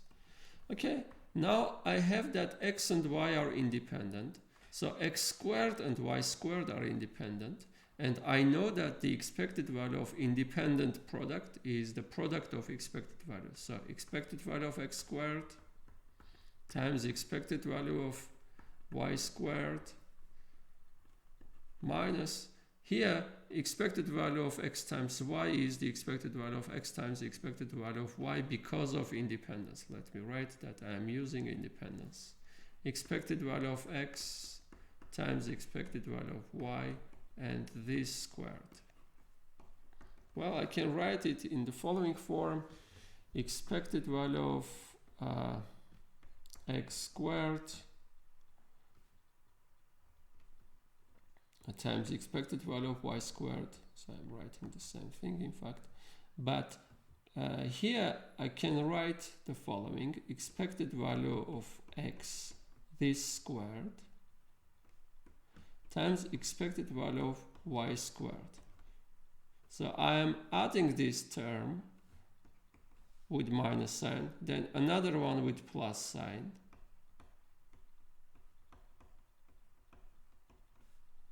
Expected value of y squared. Okay, and minus this. So in fact I have added with minus sign, with plus sign, this will be cancelled that and I will left with that. But I'm writing this because from this 2, first 2, I can take out this factor and I will have the variance of x. So I want to simplify, get some nice formula for that maybe with variances. Okay, so I'm left with that. So I'm writing that So this squared times expected value of y squared, expected value of y squared. And this will give. So from these two, I'm taking out this expected value of y squared, expected value of y squared, and then I will get expected value of x squared minus this expectation squared. So that is the variance of x. And plus, here I can take out this expected value of x squared. I have it here and here. So expected value of x squared. Then I will have expected value of y squared minus expected value of y this squared. And that will give the variance of y. This kind of formula. Okay, not so nice formula, but we can use that. Maybe it is much easier to use this. That depends, of course. Depends on the problem, depends what is easy to calculate. Maybe variances, we know the values of variances and we can calculate them. Okay. So, assume that x is exponential one, and we are asked to calculate several things. Well, I can use integration to calculate this, but I do not want to do that because x is one of our standard distributions and I know the variance of that. So I'm remembering the formula to calculate the expected value of x squared by using the variance. So variance was, let me obtain that formula again. Variance was expected value of x squared minus expected value of x this squared. So from here, expected value of x squared is variance plus that.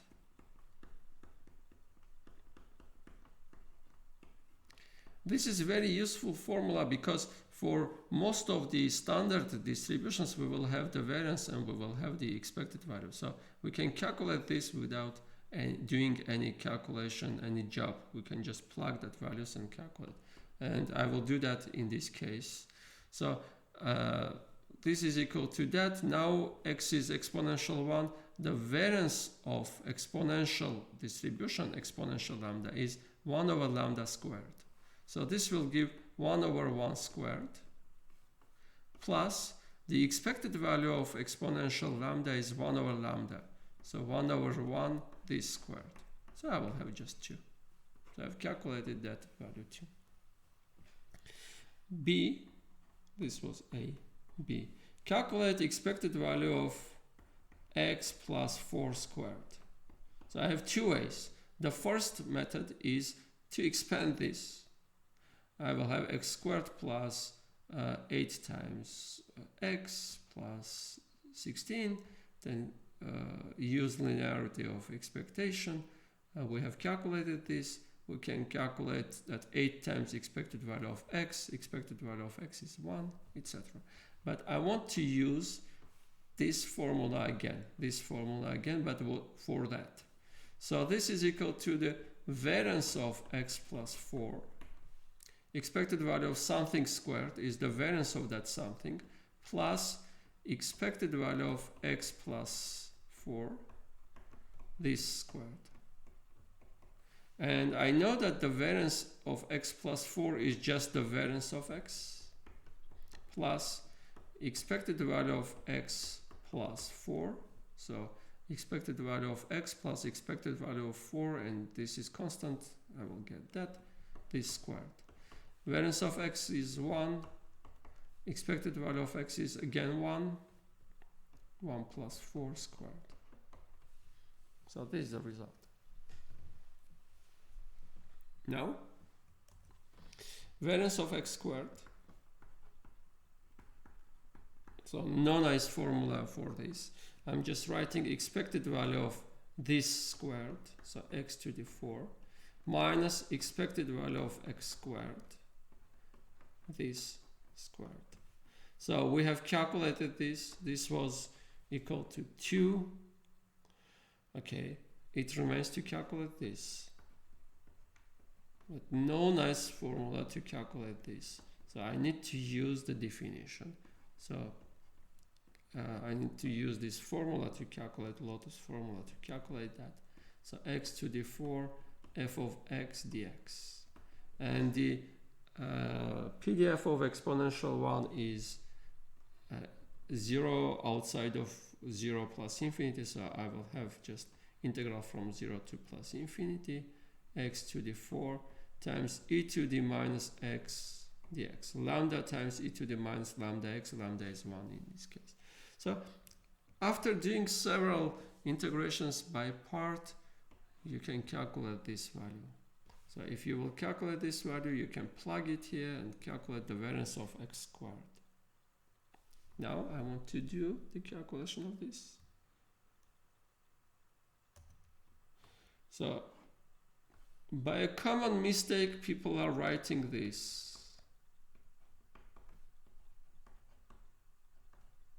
But this is not correct, because x squared and 2x are not independent, so we cannot write in this way. So the correct way to solve is the following. So we can use that expected value calculation formula for the variance. Expected value of this squared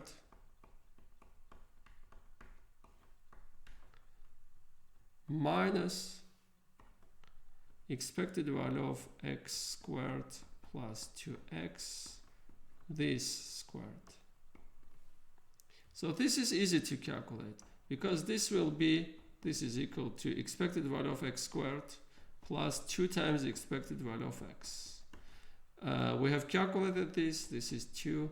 Expected value of x is 1 over lambda, and so this is 1, and this will give 2 again. So this sum is 4 squared. So it remains to calculate this.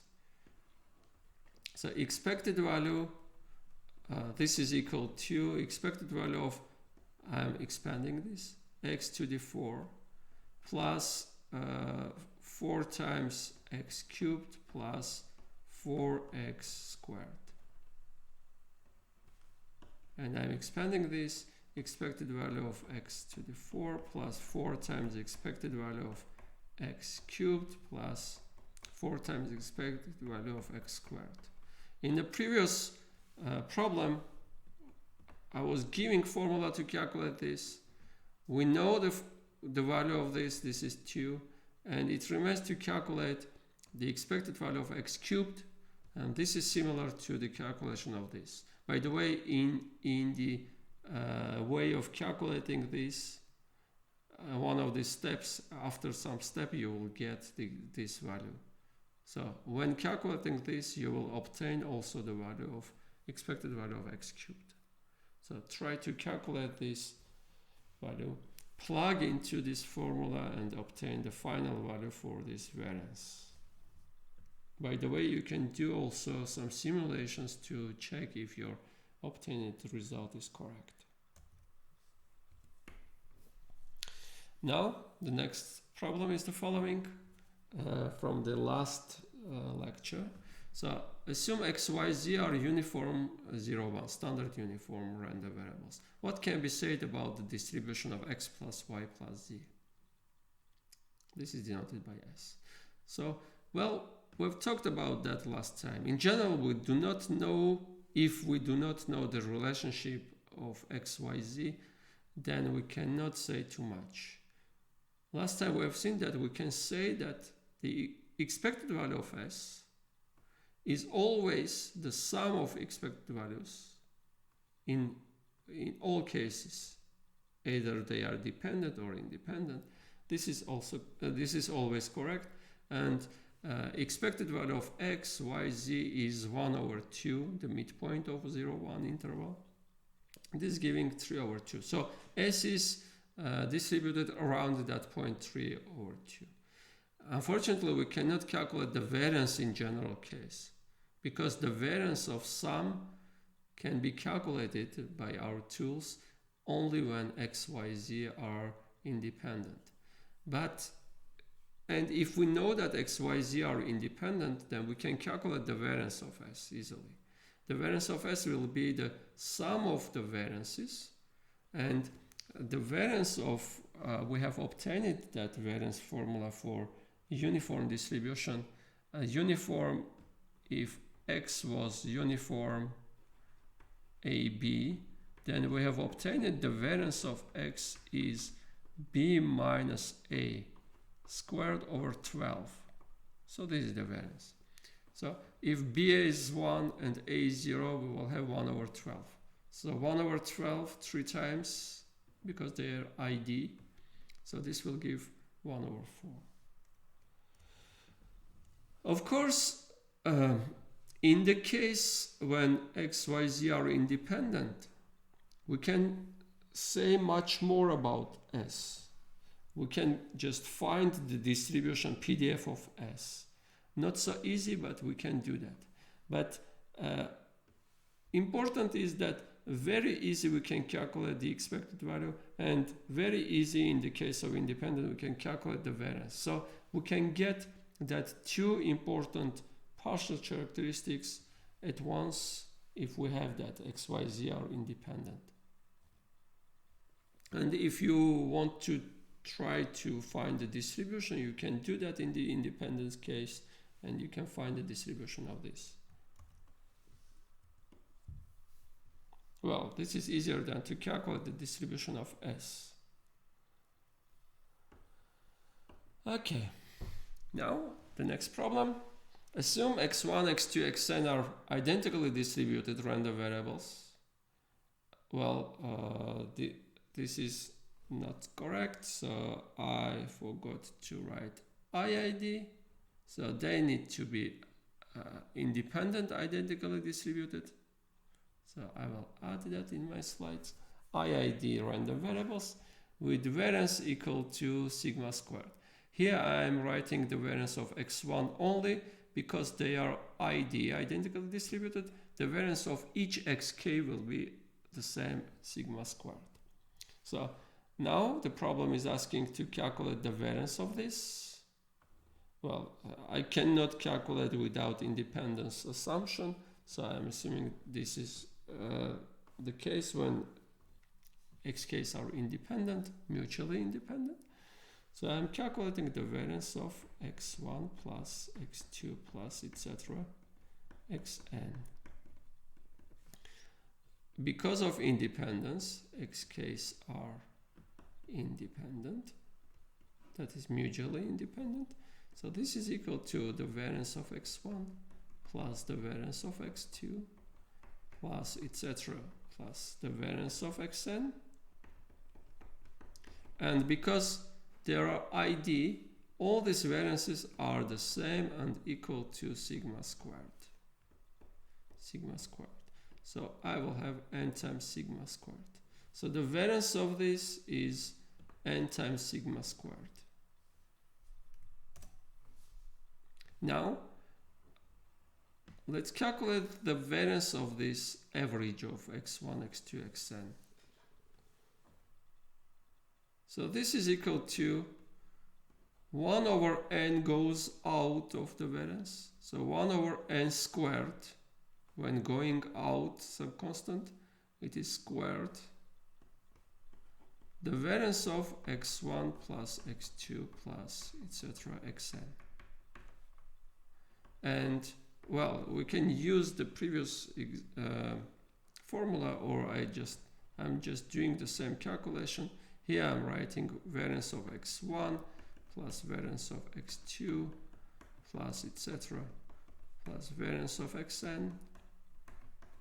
And each of them is equal to sigma squared, sigma squared, sigma squared.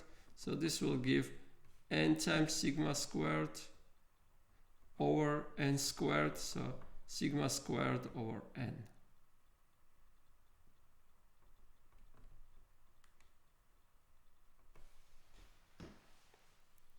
Okay, so this was n times sigma squared, this was sigma squared over n. And the part C is asking to interpret the last result. So, surely you know the proverb in Armenian, Yot անգամ չափիր, մեկ անգամ կտրիր. So this is the proof of that proverb, in fact. So why is that the proof of that proverb or explanation of that proverb? Assume we are calculating, we are measuring something. Say, I'm calculating the weight of something. I have scales. My scales are each time when I'm calculating the weight of something, say I'm calculating the weight of some coin. The weight of the coin. I'm putting that coin on the scale. That scale is showing some value for the weight. Every time, if my scales are very precise, if my scale is very precise, if I'm calculating that weight very precisely with high precision, then every time that weight will be different from the previous one. Why is that? Because some particle will fall on that coin, or temperature will be not the same, etc. If I am calculating very, very precisely, then the weight of coin each time I will put on the scale will be a little bit different. So if x1 is the weight of the coin when for the first when I am putting that first time on the scale, then x1 is random variable, because this will depend on the temperature, on the dust particles, or on a lot of things.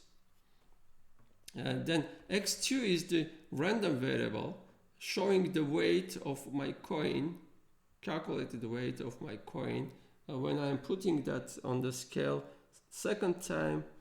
X7 is the weight of my coin when I will calculate when I will put that seventh time on that scale.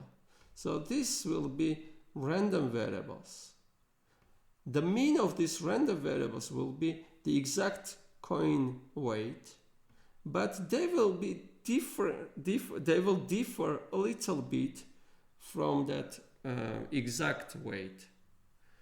And how much they will differ from the exact weight, that is measured by the sigma squared. So how far values I can get for the weight from the exact weight. Sigma squared will be very small, so my calculated values for x1, x2, etc., x7 will be very close to the exact weight, but not exactly equal to that, with some deviation or variance sigma squared. Okay, how to calculate more precisely? Well, I can just weight one times and take x1 as the weight of my coin. But if I can do that experiment again and again 7 times, say, if I will add the results and divide by 7, then the mean value of this will be the same as the mean value of x1. So I will get the number around that exact weight. So the mean of this will be the mean of x1, which is the exact weight. But the variance, how far the deviations will be from that mean, the variance of this will be the variance of x1 sigma squared over 7. So the variance will be decreased 7 times. So if I am measuring something 7 times and I am calculating the average of that measurement, the mean is the same, but the variance is decreased 7 times, is decreased. So this value will be more precise, more closer to the actual value than each of these calculations. So if you will do your measurements several times and average them, you will get more precise value. This is the idea of this calculation. Hope this was clear. Okay, the results obtained in the previous example are important both in probability and statistics. So I want to summarize them. So we have IID. So here this is correct. I have IID, random variables x1, x2, xn with mean, mu, and variance sigma squared. So I'm writing for x1 only, but all xk's share these two properties because they are identically distributed.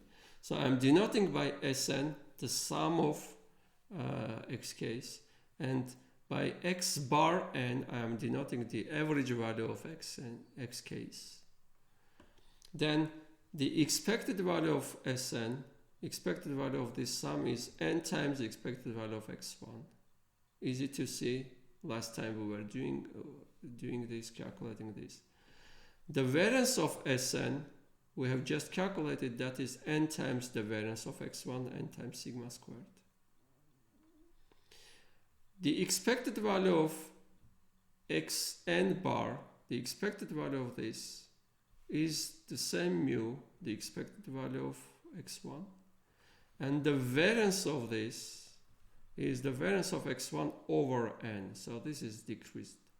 So when calculating the average of several identically distributed independent random variables, the mean is the same as for each of them, but the variance is decreased n times. So another interpretation, another use of this is in finance in portfolio management. So this is saying if you have x1 is the return for the first financial instrument, x2 is the return for the second financial instrument, xn is the return for the nth financial instrument.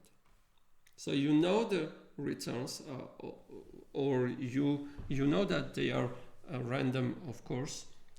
Returns are random.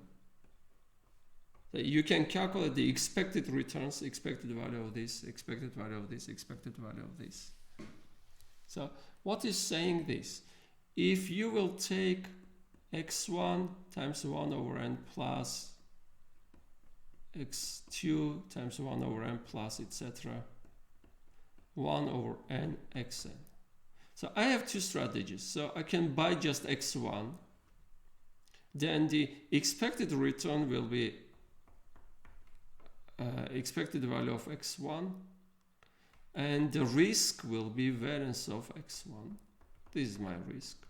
So assume that xk's are satisfying this property. So this will be mu, this will be sigma squared. Say the expected return is 10%, say, or expected rate of return is 10%, or expected return is $100, say, and variance is something.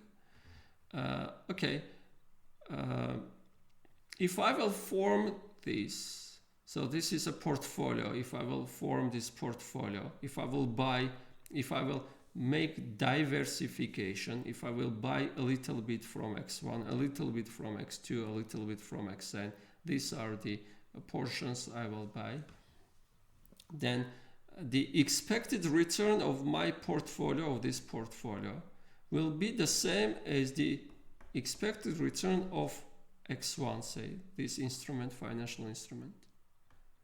But the variance or the risk for this portfolio, for the risk of that portfolio or the variance of that portfolio, will be sigma squared the risk of x1 over n. So I can reduce risk but keep the expected return by forming portfolio from independent return financial instruments. This is the idea of diversification. Do not put all your money into one, but form a portfolio and put into diverse stocks or bonds or other financial instruments to decrease your risk. Now, standardization. We have talked about standardization when talking about normal random variables. Now we can define standardization for any random variable. So if x is any random variable with finite expectation mu and finite variance sigma squared, then the standardization of x is the following random variable. So z, which is equal to x minus the expected value over standard deviation of x. So x minus mu over sigma. X is a random variable, mu is number, the mean of this. Sigma is a number, the standard deviation of this. So this will be a random variable. This is denoted by z, and z is called the standardization of x. So unfortunately, if x is not normal random variable, then z is not standard normal. Z is not normal too. But the nice property of z is that expected value of z is 0 always for any random variable, and the variance of z is 1. So expected value is 0 and variance is 1. Let me just show that expected value of z is 0. Expected value of z is expected value of that x minus mu over sigma, and this is equal to, I'm continuing, well, let me erase, open board and write that. Z is equal to x minus, mu over sigma. And mu is the expected value of x, and sigma is the standard deviation of x, which is the square root of the variance of x. Okay. Now I want to calculate the expected value of z. That is the expected value of this. 1 over sigma goes out, and I am left with expected value of x minus mu. So mu is expected value of x. So I will have something like this. Expected value of x minus expected value of mu, but mu is constant, so I will just have mu. And mu is expected value of x. This will be 0, so expected value of z will be 0. Now, the variance of z, I'm calculating the variance of z. The variance of this, x minus mu over sigma. So this sigma goes out with the square, 1 over sigma squared, times the variance of x minus mu. Sigma squared is the variance, so I will have 1 over the variance of x times variance of x minus mu. Because this is constant, I can just skip that and I will have variance of x, and this is giving 1. So that standardized random variable will satisfy these two properties. The mean is 0, the variance is 1, but it can be not normal. There are infinitely many distributions with mean 0 and variance 1. And summarizing, for any random variable, the standardization is this, x minus the mean over standard deviation of that random variable. And if x is normal, then z is standard normal. We have used that in one of our previous lectures. And if x is any random variable, then z is some random variable with some distribution that depends on x. We do not know the general distribution of z, but we know that expected value of z is 0 and the variance of z is 1. Now problems. Assume x is uniform with -1, 3 parameters from -1 to 3. Standardize x. So I'm calculating expected value of x. Expected value of x is the midpoint. -1 plus 3 over 2, which is giving 1. And I'm calculating the variance, then the standard deviation. The variance, let me write just mu is equal to this. Sigma squared is equal to variance, which is b minus a, I'm writing the formula, squared over 12. So no need to calculate every time this. So you can use that formula.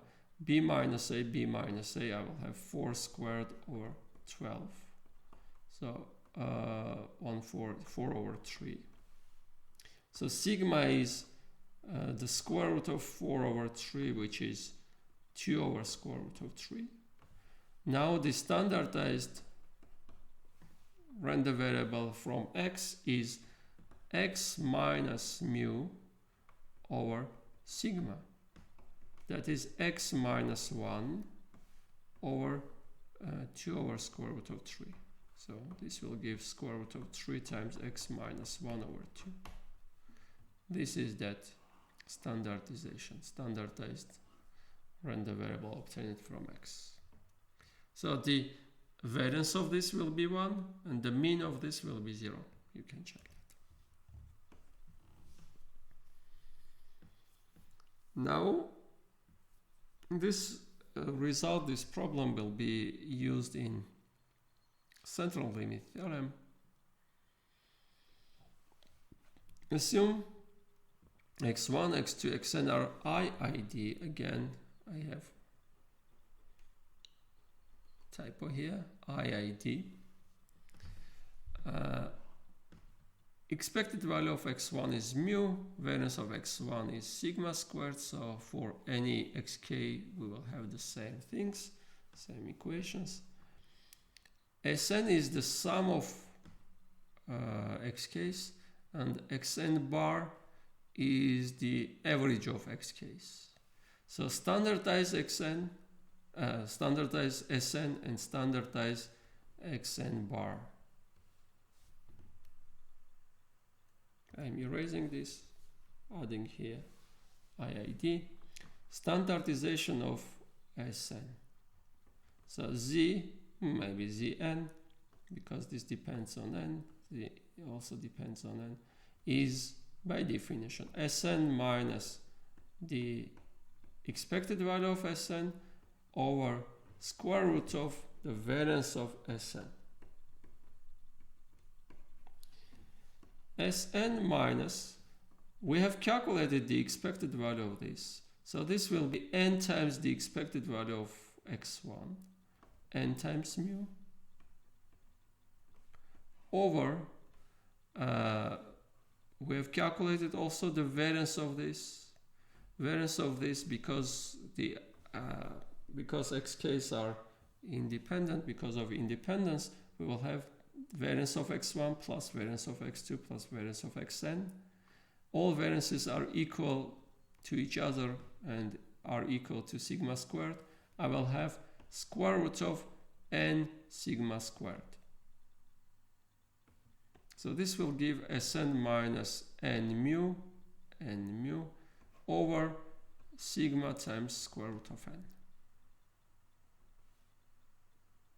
This is the standardization of Sn. Now I want to standardize xn bar. Again, I will denote by Zn. Xn bar minus the expected, the mean of that expected value of xn bar over standard deviation, which is the square root of the variance. I'm writing with the variance because I know how to calculate the variance. So xn bar, this is our random variable. I'm not doing anything, this is random. But I can calculate the expected value of this. The expected value of this is 1 over n times the expected value of this, and this is n times mu. So the expected value of this is mu just. Over square root of, we have just talked about that, the variance of this is the variance of each one over n. This decreased variance is decreased by the factor n. So this will give x n bar minus mu over sigma over square root of n. And we will use this in central limit theorem, and we will use this in statistics a lot. Okay, by the way, you can see that Sn and Xn bar are just multiples of each other. So if I will take this square root of n here, or if I will multiply by n, the numerator and denominator, I will have n times this, which is Sn, n times this. So I'm multiplying by n here and by n here. So I will have n times this, which is Sn, minus n times mu over n times this, which is sigma times square root of n. We have obtained this standardization from this. So this is the same. When you are standardizing this or that, you are getting the same thing. Okay. So numerical characteristics of important distributions. We have already proved everything. I just want to summarize. If x is Bernoulli p, then expected value of x is p. The variance is p times 1 minus p. If x is binomial with n parameters n and p, then expected value is n times p, and the variance is n times p times 1 minus p. This is because x can be written as a sum of n independent Bernoulli p random variables. Then if x is geometric with parameter p, then expected value is 1 over p, and the variance is 1 minus p over p squared. And finally, for discrete case, we have calculated also for Poisson. If x is Poisson with parameter lambda, then expected value and the variance are equal to lambda. Now for the continuous case, if x is uniform in AB, then expected value is the midpoint of AB, a plus b over 2. And the variance is b minus a squared over 12. If x is exponential with parameter lambda, then expected value is 1 over lambda, and the variance is 1 over lambda squared. And if x is normal with mean mu and variance sigma squared, of course mean is mu and variance is sigma squared. Now another problem. X is uniform with these two conditions, and the problem is asking to calculate the variance of square root of x. Well, okay.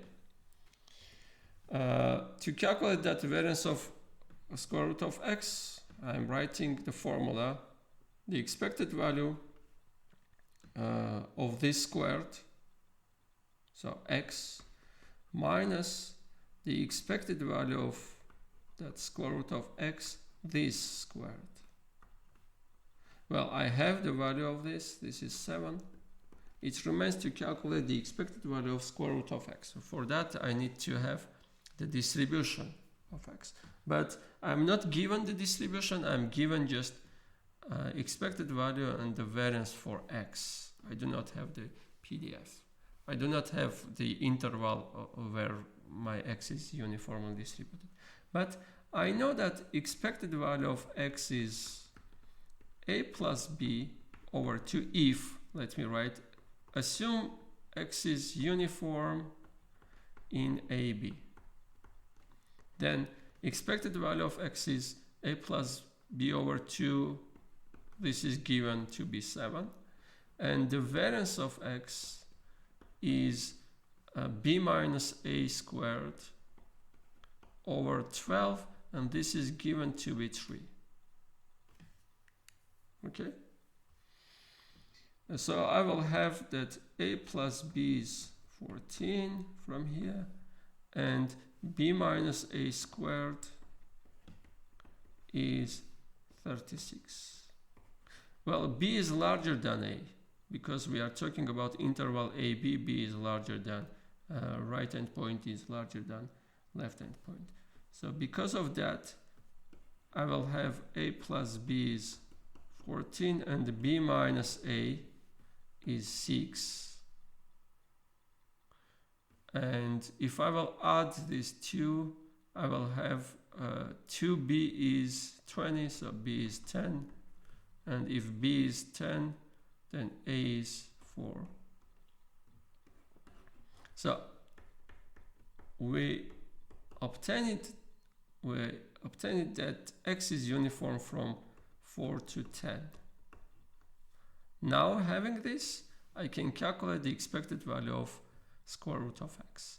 So expected value of square root of x, this random variable, is integral from minus infinity to plus infinity square root of small x. Well, I cannot write in this way because square root of x will not be defined here.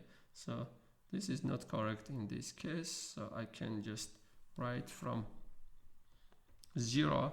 This is not so important if I am writing from 0 because I need to write, let me finish this. I need to write f of x, and f of x is 0 outside of this interval. So in the integral, in fact, will be from 4 to 10. That's why I can change to 0 here.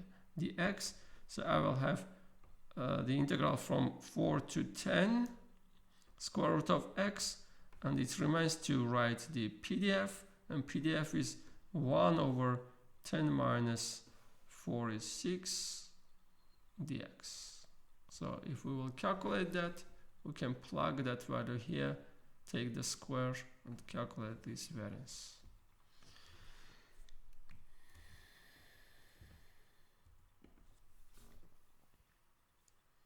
Finally, the last problem, assume x and y are jointly distributed random variables. We are asked to find alpha and beta such that alpha times x plus beta is the best approximation for y in the mean squared error sense. That is, the expected value, mean value of y minus alpha x minus beta squared is minimal. So we want to find two numbers, alpha and beta, such that this is minimal. So to solve this problem, let me denote by g alpha beta this function of alpha and beta. Alpha and beta are numbers. I'm fixing just alpha, I'm fixing beta, calculating the value is something. Changing alpha, changing beta, another thing. So this will be a function of alpha and beta. So I want to minimize that g alpha beta. To that end, I need to solve, then I'm differentiating g with respect to alpha, setting it to be equal to 0, and differentiating with respect to beta and setting it 0. And if I will solve this system, I will get all suspicious points for that extrema, in this case for that minima. Well, we need to prove that this is a minima, but I will not prove, I will not just solve this. But you can try to prove that the obtained point will be a minimum for this function. So I want to calculate the derivative with respect to alpha. The derivative can be taken into the expectation sign. So I will have, well, you can prove that by just expanding the square, opening the brackets, using the linearity of expectation, then you will get this result. So expected value of the derivative of this with respect to alpha. I'm calculating the derivative with respect to alpha. So 2 times the same thing times the derivative of inner thing with respect to alpha. So minus x. So I'm writing x here, taking out that minus. This is equal to 0. So the derivative of g with respect to alpha will be this much. Now the derivative of g with respect to beta. expected value. I am differentiating this with respect to beta. 2 times the same thing times the derivative of the inner thing with respect to beta, that is -1. This is equal to 0. Well, this is not important because we are solving this is equal to 0, so I can just skip that minus signs. And by the way, I can skip also 2, that factors 2. So I will have the following: expected value of xy minus alpha x squared minus beta x, this is equal to 0. Expected value of, I'm cancelling this 2, I will have y minus alpha x minus beta is equal to 0. Now let me write this in the following way. Multiply by -1, we will change these places, so I will have alpha times the expected value of x squared, alpha times the expected value of x squared, plus beta times the expected value of x, then minus expected value of xy is 0. I can write expected value of xy here. Now I am doing the same thing here, multiplying by minus sign or taking that part to the other side and keeping here expected value of y. In that case, I will have alpha times expected value of x minus beta, just beta, because expected value of beta is beta, is equal to expected value of y.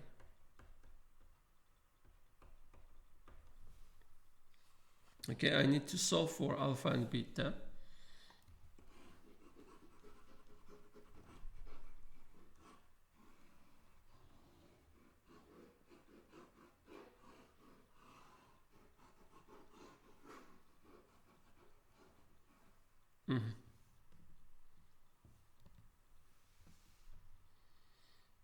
Now, I want to calculate the value of alpha. Well, if you know, there is a formula of this form. So when we are solving this kind of system, I can do the following. Well, I am dividing by the determinant of this matrix. So the determinant are the coefficient determinant for alpha and beta. So expected value of x squared here, expected value of x here, expected value of x here, and -1, well, this is not correct, not -1, but we need to have +1 here because I'm multiplying by -1, so expected with plus sign and minus sign here, and that minus sign goes to the other part, so I need to have plus sign here, so 1 here. And in the numerator I am doing the following. If I want to calculate alpha, then here instead of the first column I am plugging this coefficient column. So I will have expected value of xy. Well, you can just use your favorite method to solve this. I am solving this in this way. So instead of this column, I am putting this column y, and I'm keeping this 1. By the way, if I will calculate beta, the denominator will be will be the same, but in the numerator, instead of plugging this instead of that, I will plug instead of that this column of free coefficients.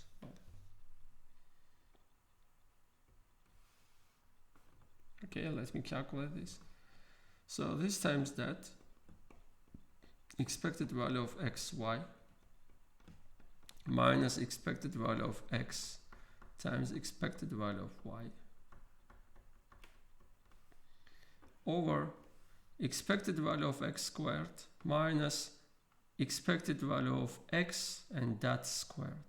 So here I will have the variance of x.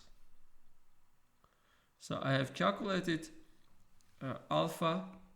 This is the value of alpha. If I will have the distribution of x and y, I can calculate everything here. So I will have that alpha.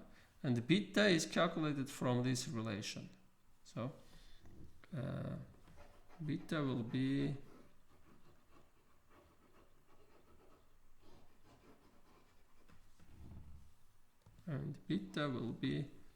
expected value of y